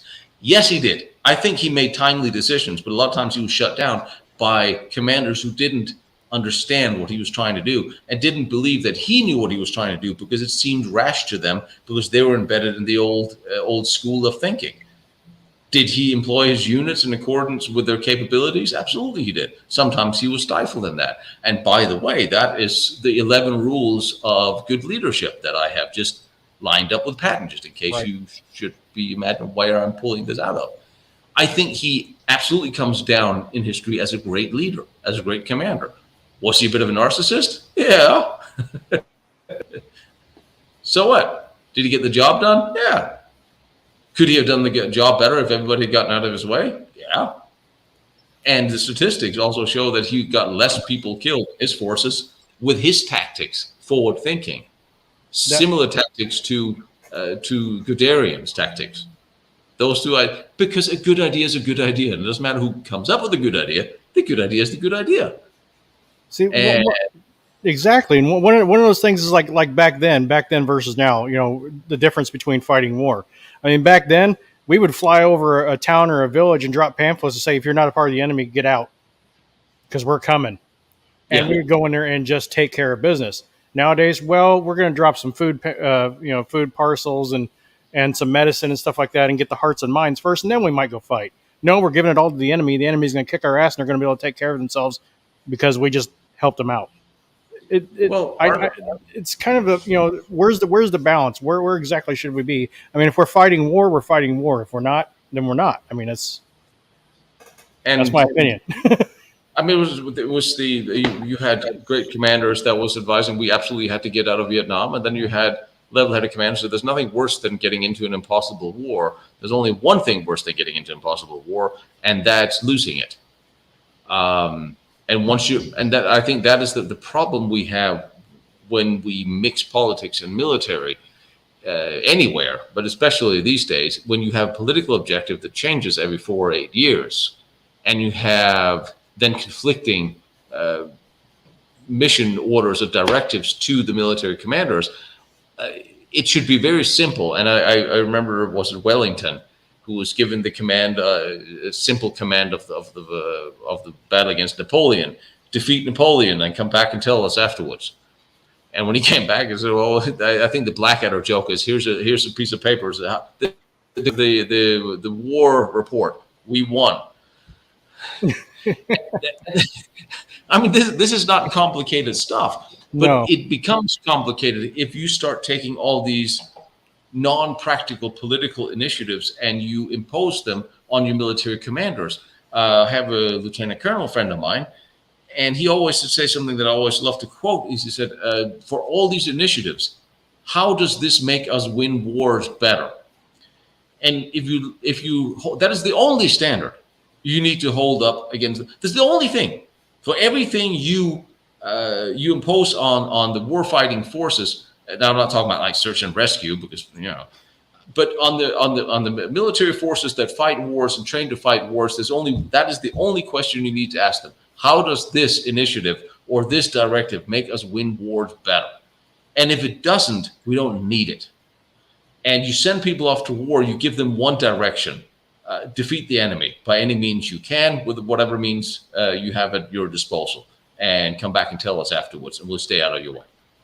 That is very simple, and it is so simple that people, they need to overcomplicate it, and then we spend 20 years building infrastructure in a country and abandoning billions of dollars to our enemies, who are now no longer allowing girls over 6 to go to school. Well done. Thanks. What was it all about? Yeah. Does that help the healing of those who went off to do what they had to do to come home? Exactly. Well, and not only that, like you said, I mean, we didn't even have a blow in place order. You know exactly what I mean by that and what that is. You don't leave the equipment for the enemy. It's interesting because I actually wrote a very long report about military initiative and why we're not winning wars anymore. And if you siphon off and drain initiative from every rank, because initiative is scary, then you are going to get to a situation where these things get done. This was not to happen in World War II. During World War II, you're faced with the hedgerows in Normandy that was impossible for the tanks to go through, and there was a German anti-tank gun or a lawn or something sitting around every corner taking them out. And you go, what are we going to do about this? And can we expect to send this? Now, if today, well, you have this force that's sitting in front of this terrain that's impassable for these reasons. All right, we'll send a report back to the Pentagon, figure it out. 2 to 6 years, they'll have a solution. Or you have some dude in the motor pool going, what if we weld these things onto our tanks? They'll take care of this, and we'll go straight through.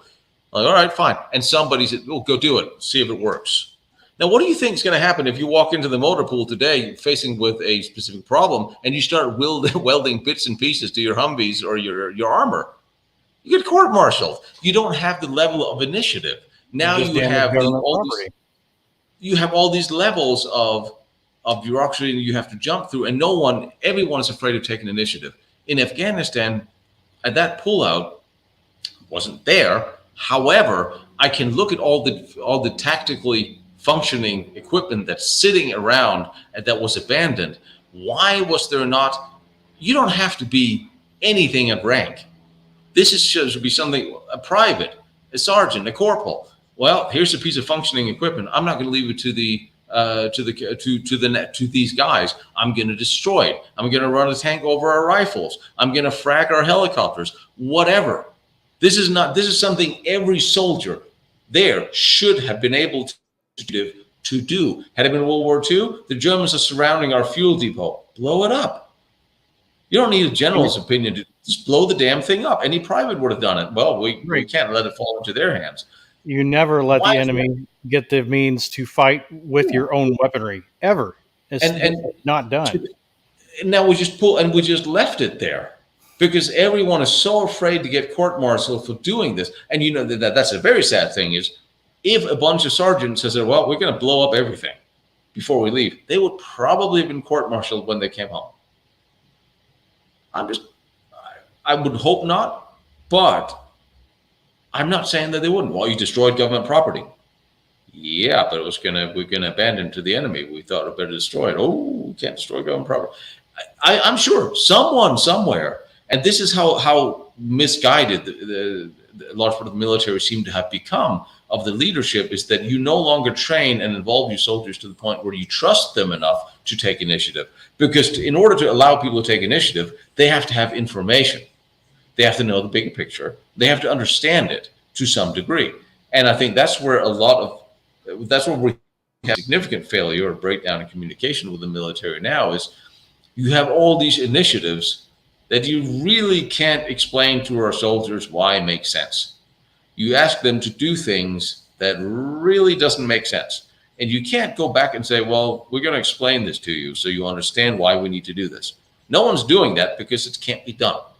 Because there is no common sense behind some of the initiatives. And that's when you start to lose good people. When you stop making sense, and there are smart people who will see, well, this initiative will not lead me to win a war. It may need me to get killed. And you see the same thing with law enforcement. And I was processing with a few departments right up until the riots, and I'm going to join PD Reserve until I saw how they were being treated. Because first of all, the lethal shootings, death by law enforcement, are so incredibly small if you look at the actual numbers. Correct. Depending on who's in charge, these guys get completely fried. And there are police officers and law enforcement agents that shouldn't be, that doesn't have enough training, or they're too young, or they're too inexperienced, and they get jittery and they do something they shouldn't have done. Absolutely. But there's also a lot of dudes that have no choice but to shoot and kill a bad guy. They get shot at. They get executed in their cars, and no one's actually stepping up for them and go, well, what did you want? What do you want them to do? Then you have morons going, well, why didn't you shoot the gun out of his hand? Well, that's only something someone who has no idea what they're talking about who would ever say. My favorite one is the one where they say, "Well, you should have just shot him in the leg. They should just shot him in the leg." Like, do you know what's in? And I give them two examples. Like, one, that's stupid because you want to stop the threat. The threat is in front of you. You shoot center mass. Besides that, it's like, I told him, I was like, I'll give you an example. Do you know what happens when you get shot in the leg? Like, do you know what? You know, there's two major arteries that go run through your legs, right? Well, it takes time. It takes a little while. Yeah. I mean, I remember 15 years ago, there was somebody drugged up on everything, took a shotgun blast to the heart and frayed the heart. And he still managed to run a good 100 yards and fire a couple of rounds until he died. And this was straight in the heart. He should have died immediately. And the problem, your job at this point, if someone is endangering yourself or others, is to eliminate the threat. It's like basic first aid. You take out the threat. And by shooting somebody in the leg or the arm, and you don't know what drugs they're on. And if people are on some illegal drugs, or they don't stop just because you shoot them in the leg, or just you had battlefield reports of. I remember the Israeli Egyptian war, where there were statements after Israeli soldiers they were charging, and they were so hyped up. There was a very interesting story I wrote about him. He had half his arm blown off, and he didn't realize until he tried to reach for something. So when you're really going, you don't register. And if you have somebody who's generally trying to flee from the police and they're on drugs, you don't know what they're capable of, and the officers don't know. And they have to take the precaution to do so. And if we don't start backing that up, I mean, we do, and the guys who's watching this probably do. Yes, training, always more training, more experience, always more experience, preferably police officers with military backgrounds, absolutely. Sometimes being a 19-year-old officer is just not enough life experience to carry the job. There's a whole lot to this, but you can't condemn the guys for making judgment calls. That is on you because you didn't train them better, or because you didn't prepare them for what they're actually facing on the streets. And by not supporting them, you really are, eventually we're going to run out of people who sign up. You're going to run out of good people who sign up for the military and law enforcement because they don't want to, because good dudes are going to find different jobs. Right. But all right, now we're talking. What are we talking about? I guess we'll take a couple of questions here. Is there a conversation going on that I missed? Because now we're on Churchill. No, Churchill just got brought up. It's mostly about random Patton quotes and stuff. Hey, Manfred. Real quick, I'm bald, so, but I got. Let me see if I can get it over there. Can anybody tell me what that is? Well, come on, Dino. No, I got you on such a small screen because I'm reading the chat from hang it. 3 yards away. So, Edelweiss. Oh, yes. Is that the Alpino flower? Yep. Family's Bavarian. Yeah, Edelweiss. Yeah.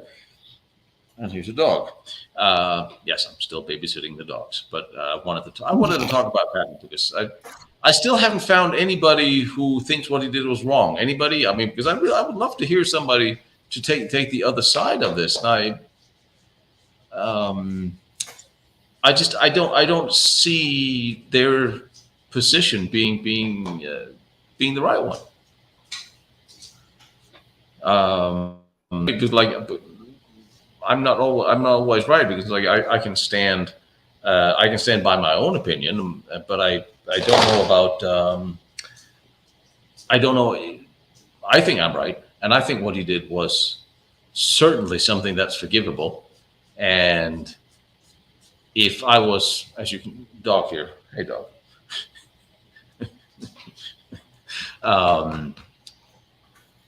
He was wrong. Outstanding. Tell me, why was he wrong? I can have a conversation if everybody agrees with us. Right. Well, yeah, I want to know too. I just seen that pop up. I was busy typing, but yeah, I want to know. Their snafu bar. Yeah, What? exactly. What was? What did he do that was wrong, or how was he wrong? How's that? And if this had actively, while he's typing, if they would have taken him out of the war entirely, how much longer would the war have lasted without a here you can use the word progressive order. Here, the word progressive is something completely different than the word progressive means today, which is why we have a problem with language because it continues to change its meaning, um, which is you slap wounded soldier and get a pass. Well, no. He slapped a soldier that wasn't wounded, and that's the whole point. He slapped a soldier who stated to him, I was afraid I couldn't take it anymore. And he was in the hospital surrounded by other wounded soldiers who were severely wounded. And that's the whole conversation. Given who he was and his position in history and in the military,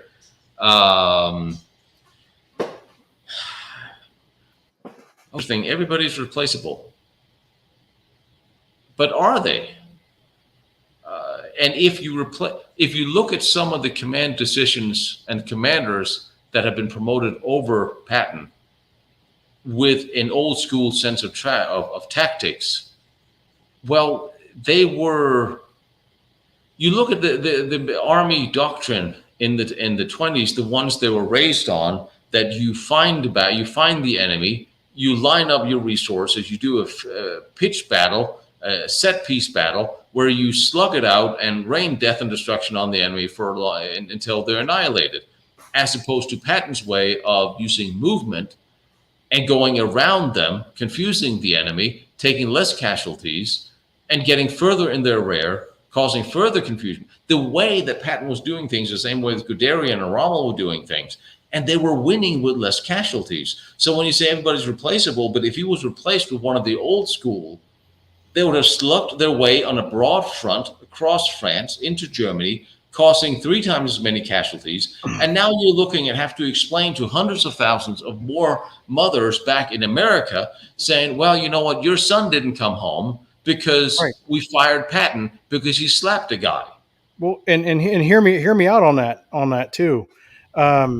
Think about it. His tactics. The guy was absolutely a brilliant tactician. But one of the Yes. things he liked to do is do and did well was almost guerrilla style warfare. I mean, he'd come in, bang, bang, bang, bang. Just come in there hard and fast and pull back. Come in there hard and fast and pull back. And while the Germans were trying to, check their flanks and see what the hell was going on, eventually he just runs right through them. And he was smart. He kept going forward, kept pulling back. So he was protecting his army, but also utilizing them to their full capacity. He knew that our tanks were not capable of going direct head to head with the Germans. So And now, that's another thing, but obviously you should not run around slapping or punching your soldiers. Of course you shouldn't. I mean, it's. I think it's been quite a while before that went out of the manual. Of course you shouldn't.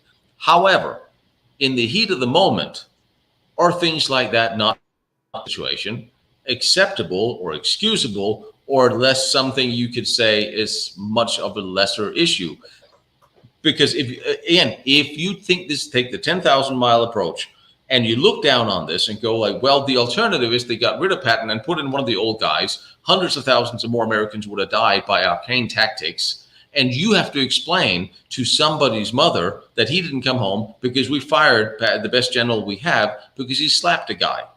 Now, then I'll turn around and say, how many soldiers would not gladly have stepped up and say, you know what? If it bring my buddy back to life, he can slap me all he wants. Is that really? I mean, he didn't even punch him. He slapped him. Is that really the biggest problem that was facing the American army or anybody at any point in time? Having said that, having been slapped more in movies than I ever had in real life it's the by same. actresses who thought a perverted passion in actually doing it when the cameras were rolling for hitting me for really. That's what you do when you direct a movie and you have right somewhere someone slaps you. They do it and they really do it. And when the camera's rolling, you can't say much. Um, Well, it's the it's same really situation. I'm going to give you like a small analogy on this. Think about it. It's like, okay, so somebody's out in the ocean and they're drowning, okay, and you go out there to go grab them. They're yes, fighting like hell, right?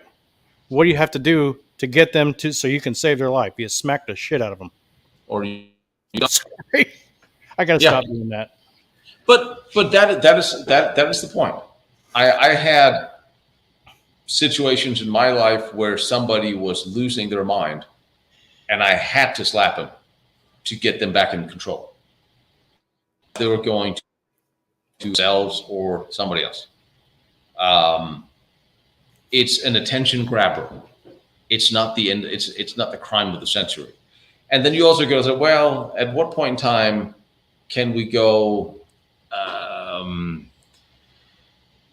At what point? At what level can you excuse certain behaviors? Because again, a lot of people have commanders have earned a certain, they've earned their laurels, they've earned their stars because they're better than everybody else. Not always the case, quite the opposite. A lot of people in power charge are generally useless and have not earned their position. But if we take a commander like Patton, he certainly earned his stars by his actions and his deeds. Do we not at some point in time, and they're a little eccentric. Churchill was really eccentric. Bomber LeMay, I mean, you had LeMay, Curtis, you had Bomber Harris. You had people that carpet bombed entire cities of the enemy who were decorated for it. That's okay. But slapping a guy is reason to get rid of one of these great people. If you wanted to fire Patton, it could have been for tactical imprudence when he pushed his army too fast around that ridge in Sicily, or gone out of the way to rescue his son-in-law. But you really couldn't, because Bradley knew and approved the mission. So, I mean, that's why you fire people for things like that. And I think you have to balance it with a bigger perspective. If you have somebody who's not, you have to balance it against their merits. About the bigger picture of, well, if we get rid of him, we don't have anyone that good to replace him with, and things will be bad. So where did that leave you? What do you do then if you don't have that? You can't get, and so some generals thought themselves irreplaceable and went too far. Don't remember any German generals ever being fired for slapping anybody or punching anybody or having somebody executed. I mean, you have somebody like Ferdinand Schwerner, the last field marshal. He had thousands of German soldiers executed for cowardice, and he was promoted field marshal for it. Okay, those are the bad guys. We're the goodies. Again, perspective. He still held the line against the Russians, and he did it the hard way. So I think it boils down to, like you said, the soldier, one of the soldiers, well, at least one of the soldiers. I don't remember what happened with the other one. One of them, he was one of the guys, hard charges in Normandy, decorated, survived. He snapped out of it. And I'm pretty sure he doesn't have any. That would actually be an interesting conversation. If you asked the soldier who had I guess it was a temporary breakdown for one of them, at least. It must have been a temporary breakdown. And because he went back on the front lines and he fought and was decorated and he survived the war. So Patton was right. He smacked him out of it. So was this all just maybe a witch hunt to get rid of Patton on behalf of people who didn't like him? Maybe that's what that was. Bonus army comment. I'm sorry, I missed it. Yeah, slap two. Like we said, some people, they panic, and that's a way of doing it. Okay, if it was okay, so that's another story. If he was in the front line and under fire, and a guy was sniffling in the bottom of the trench while the Germans were attacking, pulling him up by his collar and giving him a smack and sending him back to his rifle, that would have been okay, right? Wouldn't it? I mean, now you have somebody panicking under fire. That would have been okay. So, and that's where Patton came from. And now he's at a hospital going, you are a coward because everyone else is holding their own. What is wrong with you? That personally pissed him off, I think. And A little bit. I don't think he didn't shoot him. He chewed him out something fierce.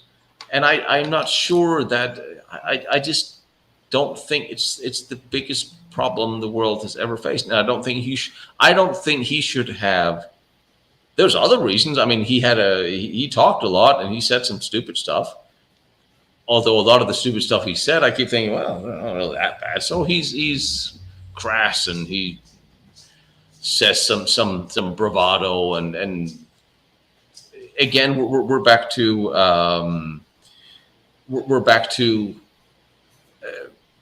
when was it okay to say what and who decides to take offense of it? And I think that's I think the biggest problem is if you were slapped, would you have wanted Patton fired and sent home to America for what he did? I don't think he would have said yes. And I'm just pulling that out as if it had been me in that situation who have lost it and he had lost it on me for me having perceived to have done what he said. And I most certainly wouldn't have. Precisely. If I had like I said, at the beginning of this, would I have taken Patton's slap? Hell, I would have considered it a badge of honor, especially if I was losing my mind and unable to do my job and was risking the lives of everybody behind me because I was going, whoop, bust me in the head. Okay, crack me one. I mean, okay, well, yeah, because we would have written a book about it and we would have bought him a beer afterwards. But that's who we are. And apparently that's how one of these guys were, because he went back and fought heroically and was decorated and survived the war. And I would love to see if anybody are there any interviews? Any of those two guys that anybody can find online? And this is so we got 100 people here. Somebody take a look. Are there any interviews with these guys? What did they say? Because that's what I would love to. Are you bloody kidding me? Do we have one of these guys? Hang on, we must just block that crapper. If anybody can sell adult content on my channel, it's going to be me. But that'll be interesting to see what they actually said, because they probably did say something. Somebody asked them. Most definitely, somebody asked them.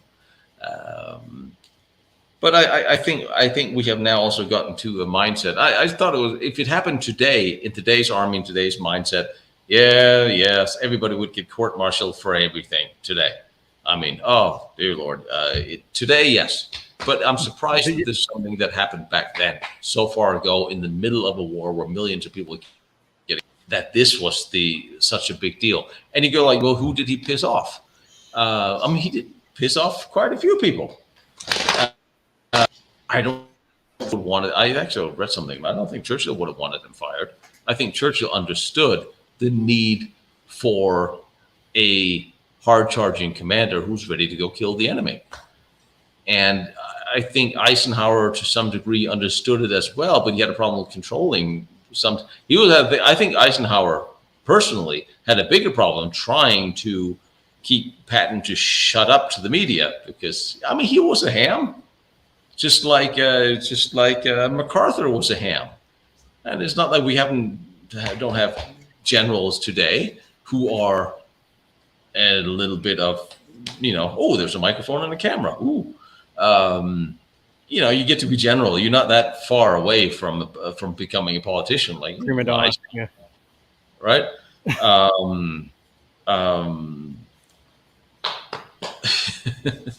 So I mean, Monty said he said a lot of really dumb things. Omar Bradley, did he piss off Bradley? Yeah, I mean, Patton pissed off a lot of people. Montgomery pissed off a lot of people, but Montgomery too was a charismatic leader in a flash uniform who wanted the admiration of his men, and he had it. I mean, Monty's guys loved him, like Patton's guys loved him. And it's interesting because when you read what happened after the slapping incident, they I think it was Bradley that sent down some investigators to quietly pretend they're there for something else, to start questioning the people around the hospital and around his men. And a lot of them said, "Oh, a lot of them are claimed to have said things that are not positive." And I don't have the impression that any of the soldiers in the Third Army or in Patton's army did not like him. I mean, not everybody likes you. Not everybody agrees with who you are and what you do. But I just don't. They quietly try to set him up, and it seemed like more of a setup. But also, the media should have been. We always think of World War II media where you had you could black out anything you wanted to some degree. It's not like because it's wartime, you don't want to write everything. Everything has to be cleared. And Patton would write really stupid stuff in letters sometimes, giving away military secrets. You had one star general got drunk in a bar once and vocalized the date of D-Day invasion. One star general fired, sent home in disgrace. There was no room for that sort of thing when it came to certain things. And Patton had to fire an aide that he sent home with a letter that was intercepted. Where he said something stupid. So certainly he had a temper, and he was unprudent. Unprudent, that's not the right word. Imprudent. He was not prudent about some of the comments he made and some of the interviews he made, especially the one about the Russians. That's how. And I can look back on that and go, I think that's all right. Because Lord knows I've said stupid stuff in my life. Everybody has. You got to look at the result. And sometimes, you know what, hot-headed people under pressure, who's a bit of a ham, they say things. I don't care. And like we've seen for over years, oh, he said hurtful things. I don't care. I'm paying $1.50 for gas. I don't care what he said. And sometimes, again, we're back to who has decided to take offense or used XYZ statements for a political agenda. And we really are, it's not that, we're in a world that hasn't changed that much. And I think that's one of the things where I was surprised at, that this was allowed to permeate in the press with regards to Patton. And I don't think that was a complete coincidence. But the other thing about somebody who's rich enough to have his own publicity and would court the higher ups and the politicians back in Washington. And time again, he was not promoted as he should have been, because he was the one that should have had in several commands before he finally got it.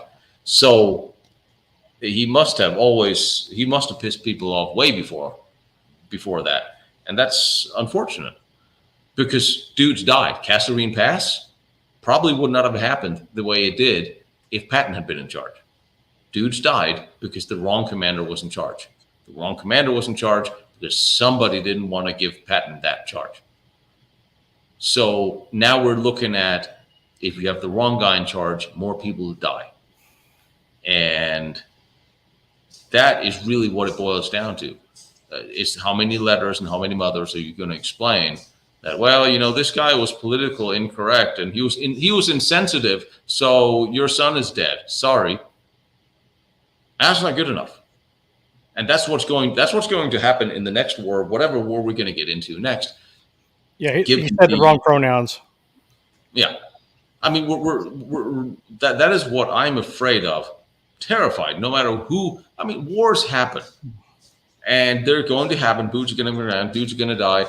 And I am terrified that we're going to get into a war with whoever, for whatever reason. But dudes are going to die because the wrong guy is. because he didn't say the right thing, or because he's insensitive, or whatever. Soldiering, by definition, is not a sensitive job. It's not for faint-hearted. It's not people who can't handle being yelled at or chewed out. That's just by definition not. You don't want these people who are not tough, hard charging. You don't want people who are sensitive to everything around them and takes offense and gonna, oh, I can't. I mean, that's just not the people you want in a war, especially not against the enemies that we have facing us, because they are not going to show any civility or lug or adhere to half most of the Geneva Convention. You look at the enemies we've had around the Middle East, and there's no Geneva Convention. Vietnam, when the American GIs were captured, there was no Geneva Convention. And that's not getting better. So you cannot win by being the nice guy and trying to be, oh, we're going to be nice to everybody. We're going to follow all the rules, because they don't follow the rules. And that's just, we're looking at different people with different mindsets, and people are different. The way you were raised, the impressions you've seen around you, that makes you different. And that makes people, and I thank God that we're all different people, because we're all the same. That would be terrible. But you have to accept that sometimes, and that's the interesting thing about, and I'm going to go with the liberals, and I don't know if even I haven't found the right way of describing, we get politicians and military and soldiers. All right, fine. We can do. Politicians need soldiers to do what they do, but they don't like them because they're usually honest and talk straight, and that's kind of scary, because politicians, they always say what they need to say, and they generally don't know what they're talking about unless they had a brief on it. Whereas the soldiers you want in the field, they do. They know their craft. The politicians don't. We should never have a politician who didn't serve in the military, because anybody in charge of deploying military needs to understand who they are and what they do, and be ready to back that. And the same thing for the media, but I guess we don't really elect our media, do we? See, that's one of the things I honestly believe that need to be changed, other than the fact that we need term limits, is the fact that I believe any politician who wants to put somebody in war has to have served first. Yeah, I agree. I agree, because there's, especially in a world where we have so much military deployed around, and we have so much potential for crisis. Now, I don't know if we look at the border crisis we're having, and I honestly, for some reason, I don't remember the name of the head of the Homeland Security or the Border Patrol. Did he ever actually? Mayorkas. Did he ever actually serve on the border? Did he sit there and watch women and children, or be smuggled? I don't. Or the terrible thing. No, honestly, I don't think he did. But real quick, Snafu Bar, I know you're a troll, and apparently you're not a very good one. We've already talked about this. We're not going to keep recycling the conversation. So either move on or whatever, but we're not attacking you. We're not attacking the person. We're attacking the facts. We've already said them. We're not going to repeat them because it makes the live boring. Okay, now, that being said, I'm moving on. But I do not believe Mayorkas... live radio, you get used to it. Mayorkas, I do not believe ever actually even touched the border. Didn't see any of it. I was really appalled at his deposition in the Senate, and I did actually watch it. It was disgusting. I know a lot of I know border agents, I know DEA agents, but we're trying to put together cross training with them.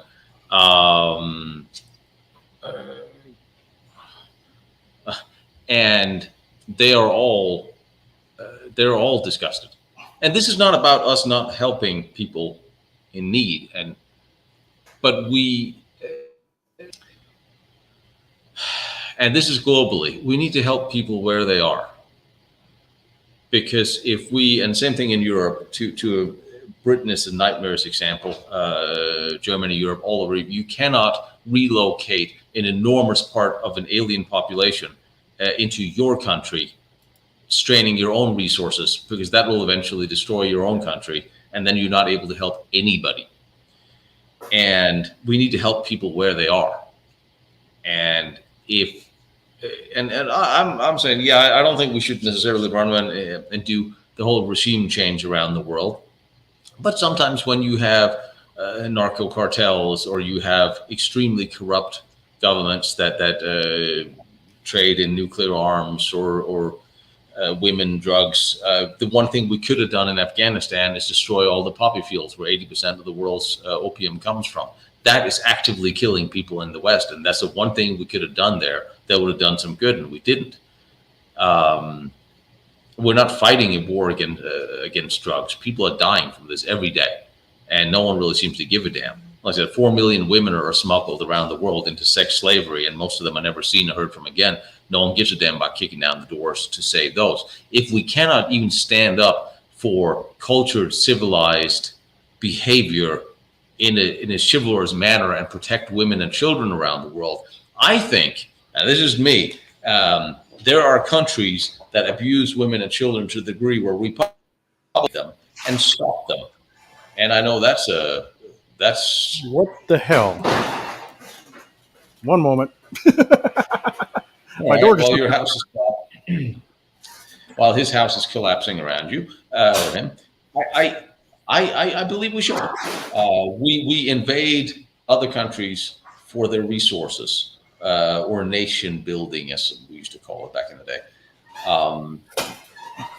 But I think when have we ever invaded another country or occupied another country out of moral courage to protect their population from a tyrannical government? And you have a lot of military governments around the world. You have a lot of dictatorships around the world. You have of various styles that oppress people horribly, that torture people horribly. We theoretically said we went into Iraq to get rid of Saddam and get rid of his crazy sons that were torturing women and children. And they said, well, they're going to pay us back in their oil, but that never happened. Grenada. I'm not even sure about Grenada was a real thing, because the American hostages in Grenada, I seem to remember what I've heard from Grenada is it really wasn't a thing. Maybe the communists got a little too close, but I don't think there was any Americans that was actively being threatened there. I mean, actively, we're going to kill these people because we're evil communists or something. Right. I think Grenada, to some degree, was a little bit, we need to show that we're strong. The communists are coming too close. Let's do something. And we messed it up. And dudes drowned for no reason. Again, we forgot every lesson we've learned. I don't know. Grenada is something that we could dive into a little bit more. And if you look at the Korean War, why do you think the Chinese didn't get involved in Vietnam? Was because during the Korean War, and this is something that most of you probably didn't know, is we killed 1 million Chinese soldiers in the Korean War. In our counterattack, we killed 1 million Chinese, and that fact has been suppressed very nicely, both by the Chinese to themselves or their own, and since. That's why they didn't want to go into Vietnam, because they were still reeling from what we did to them then. The irony of that is the Chosin Reservoir. They actually considered that a Chinese victory, even though a small group of Marines beat the living crap out of them. Yeah. One of my friends who he passed away a couple years ago was a Korean War vet. He was there in Chosin. He said that basically it was like a turkey shoot. I mean, they just ran through the Chinese like there was nothing there. Yeah. Still, one of my favorite stories of all time, though, was the battleships in the Ridge. But you know what I'm talking about? No, tell everybody. It's a good story. We had some battleships offshore, and it was at the Chosin Reservoir, and they kept coming under fire from this one little peak. Well, one of them actually managed to hit the battleship, didn't harm it, just hit it. So they broadsided and basically blew it off the mountain. There was nothing left. The guys behind them said, "Temper, temper." That was the only radio transmission, was temper, temper. I mean, this is like, I want battleships back. all this precision nonsense. Just let's get some shells flying when we need to. And then and that's another thing is when you look at military, what do we have right now that can protect our carrier groups from hypersonic missiles? And who decided to not build those? We are constantly faced by poor political decisions ruining our military capabilities. And we have all these military men of higher rank who doesn't seem to stand up and fight for it, which is, again, troubling. And I'm just hoping that we can just push this the next war. And there's always going to be a next war, which is another thing that everybody seems to just look at where England is down to 400 tanks. The Russians had 3, 4, 5,000. Yeah, they might be better, but at some point in time, even the Germans with their superior equipment took casualties of 10 Russians to one German, but they still lost because numbers are numbers. Right, exactly. That's always lost is the Russian battle, especially in World War II. That's what it was. It was a battle of sheer numbers. Yes. It wasn't so much the talent of the soldiers, because most of them didn't even know how to fire a rifle when they were put on the battlefield. They had plenty of them. That's all that it came down to, was human waves. Lisa, yes, I know, but I like battleships. Battleships are great. Who doesn't like a floating punching bag? I mean, come on. Yes, I mean, I want one. And there's one of the things on my bucket list is I just want to see a 16-inch broadside from the deck. From the deck? Oh, not from the deck. No. I don't want my insides to implode from the. No, from the bridge. Well, you had me right until then. Yeah, no, hang on for a minute. Let's rethink that one. Yeah, I don't want to liquefy my insides. Thank you very much. No. The end of the fire me out the gun. That'll be the end of it.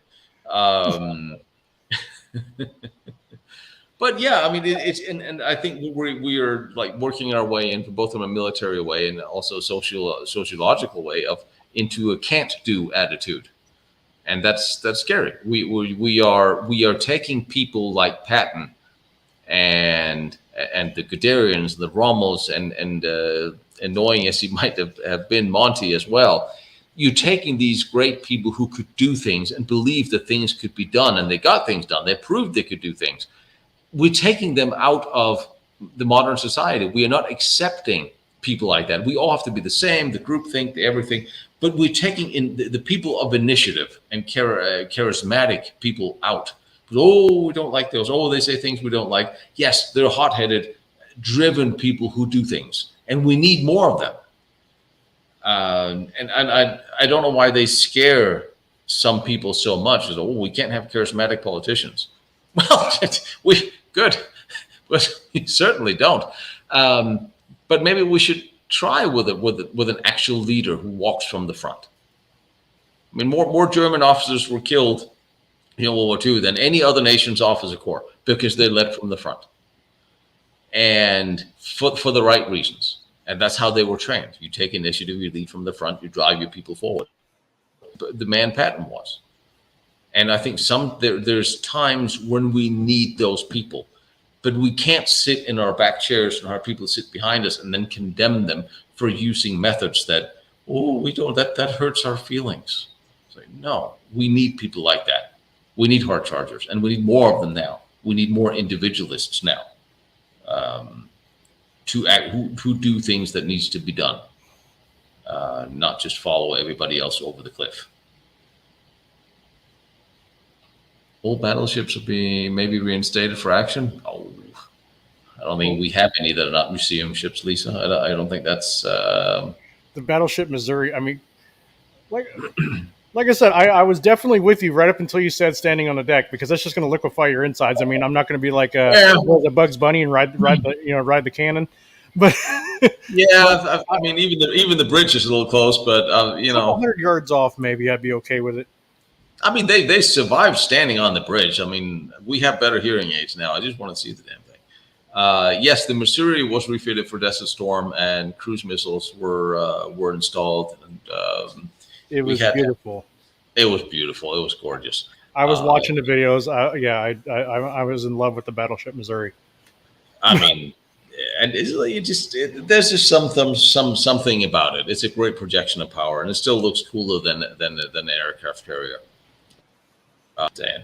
What about the one in San Diego? The one with the weird the new what's that, the cruiser with that 3-inch intelligent gun?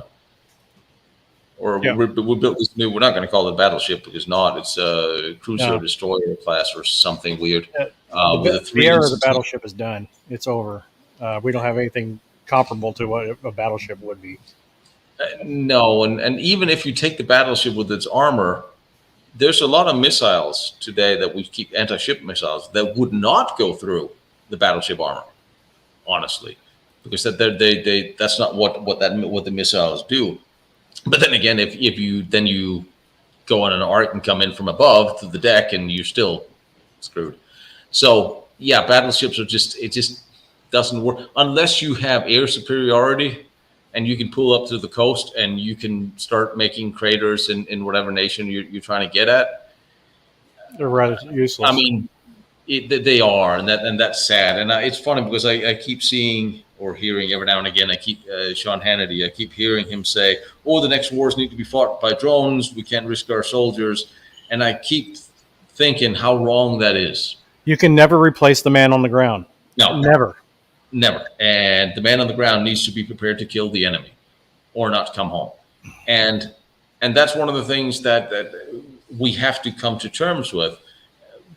And I mean, it almost looks like an attempt to destroy our military. Um, it certainly feels that way, and that scares me because dudes are going to not come home next time because of some of the decisions made by people who will never be held responsible, and that's sad. Um, You know, it is. well, going off of that, like the war in in the Ukraine with the Ruskies. Technically, this is like beta testing for our old equipment. Yeah. I mean, Yeah. the HIMARS is just destroying the Russians, and we're like, yeah, that's the old one. Wait till you see the new one. I was thinking about that when I was watching some of the footage. I'm sorry.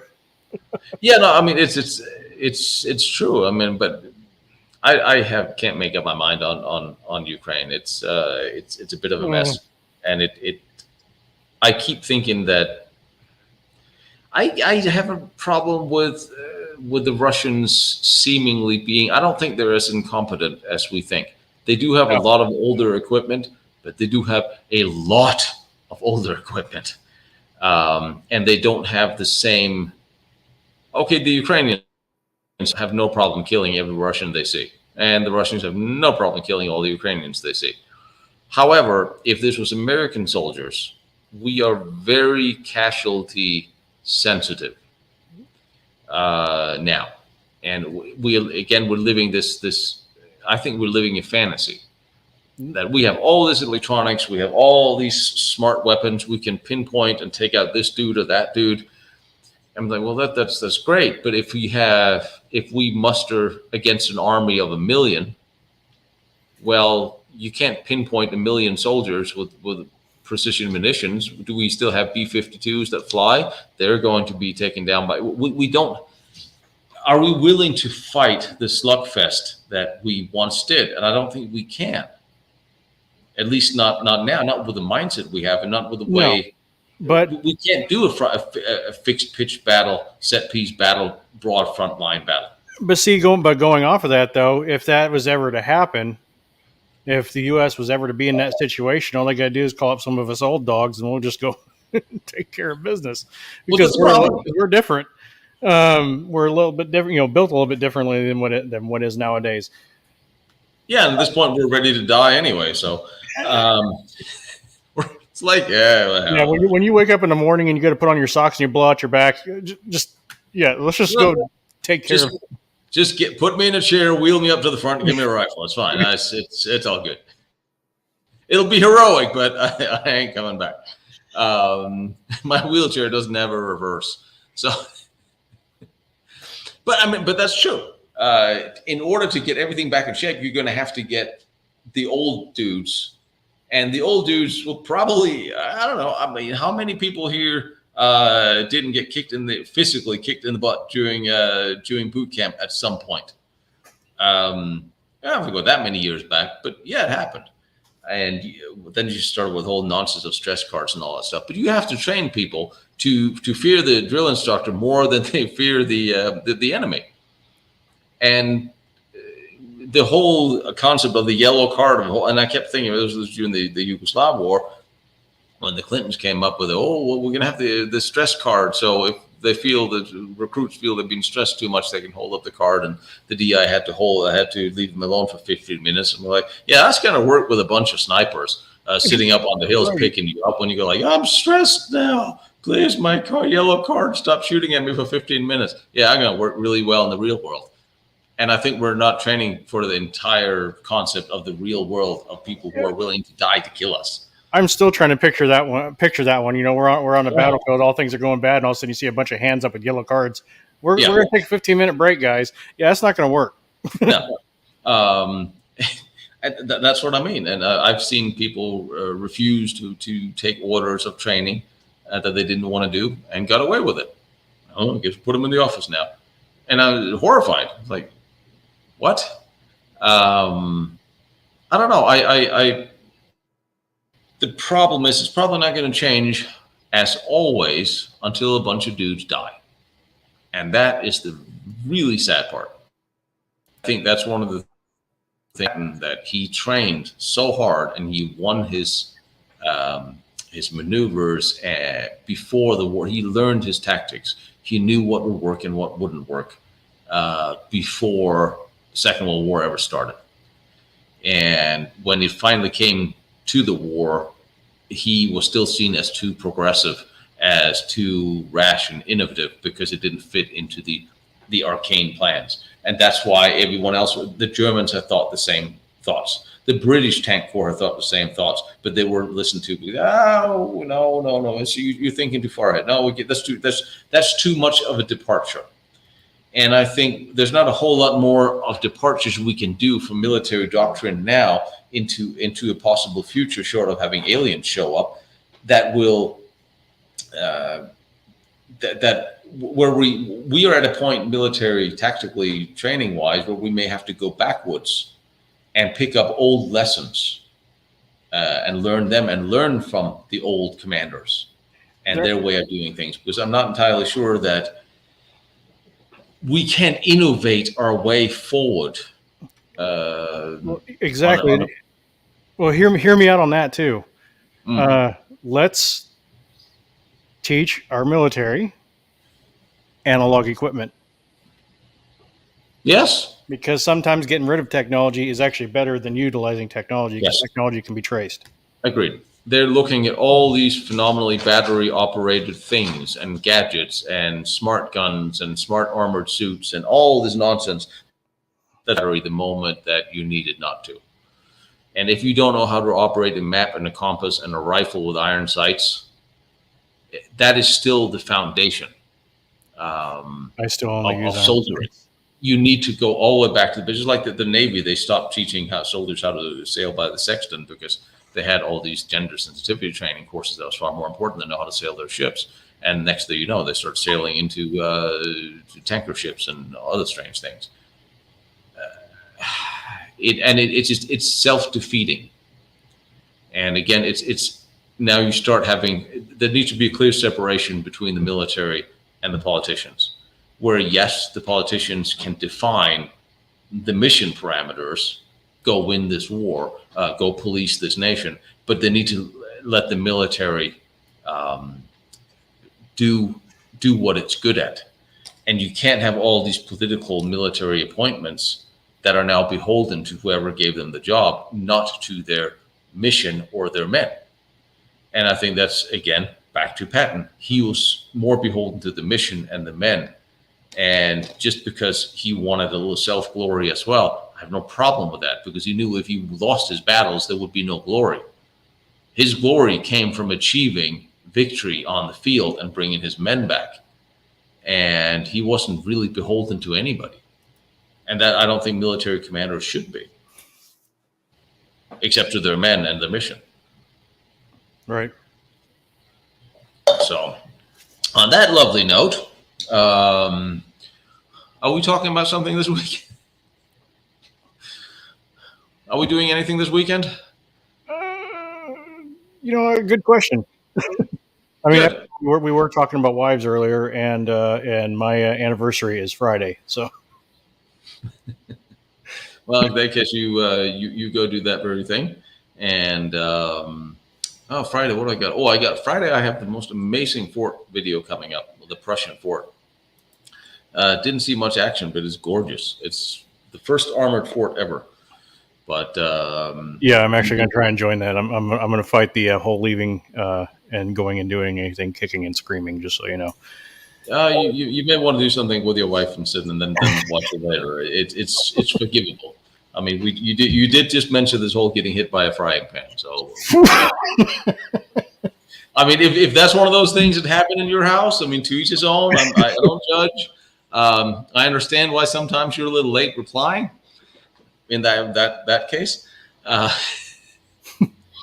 anyway. Well, if I reply and all the words are backwards, it's not dyslexia. She actually hit me with a frying pan. Well, I mean, I seen a baseball cap like that where that actually has like a steel lining and a little helmet inside. So maybe that's where you want to go with it. Why do you think there's armor right behind me? Over there. Why do you think I got that? It's not for anybody else. It's for my wife. I'm telling you. Son of a bitch! Why did I hang on? I'm trying to block this. Oh, hey, very nice.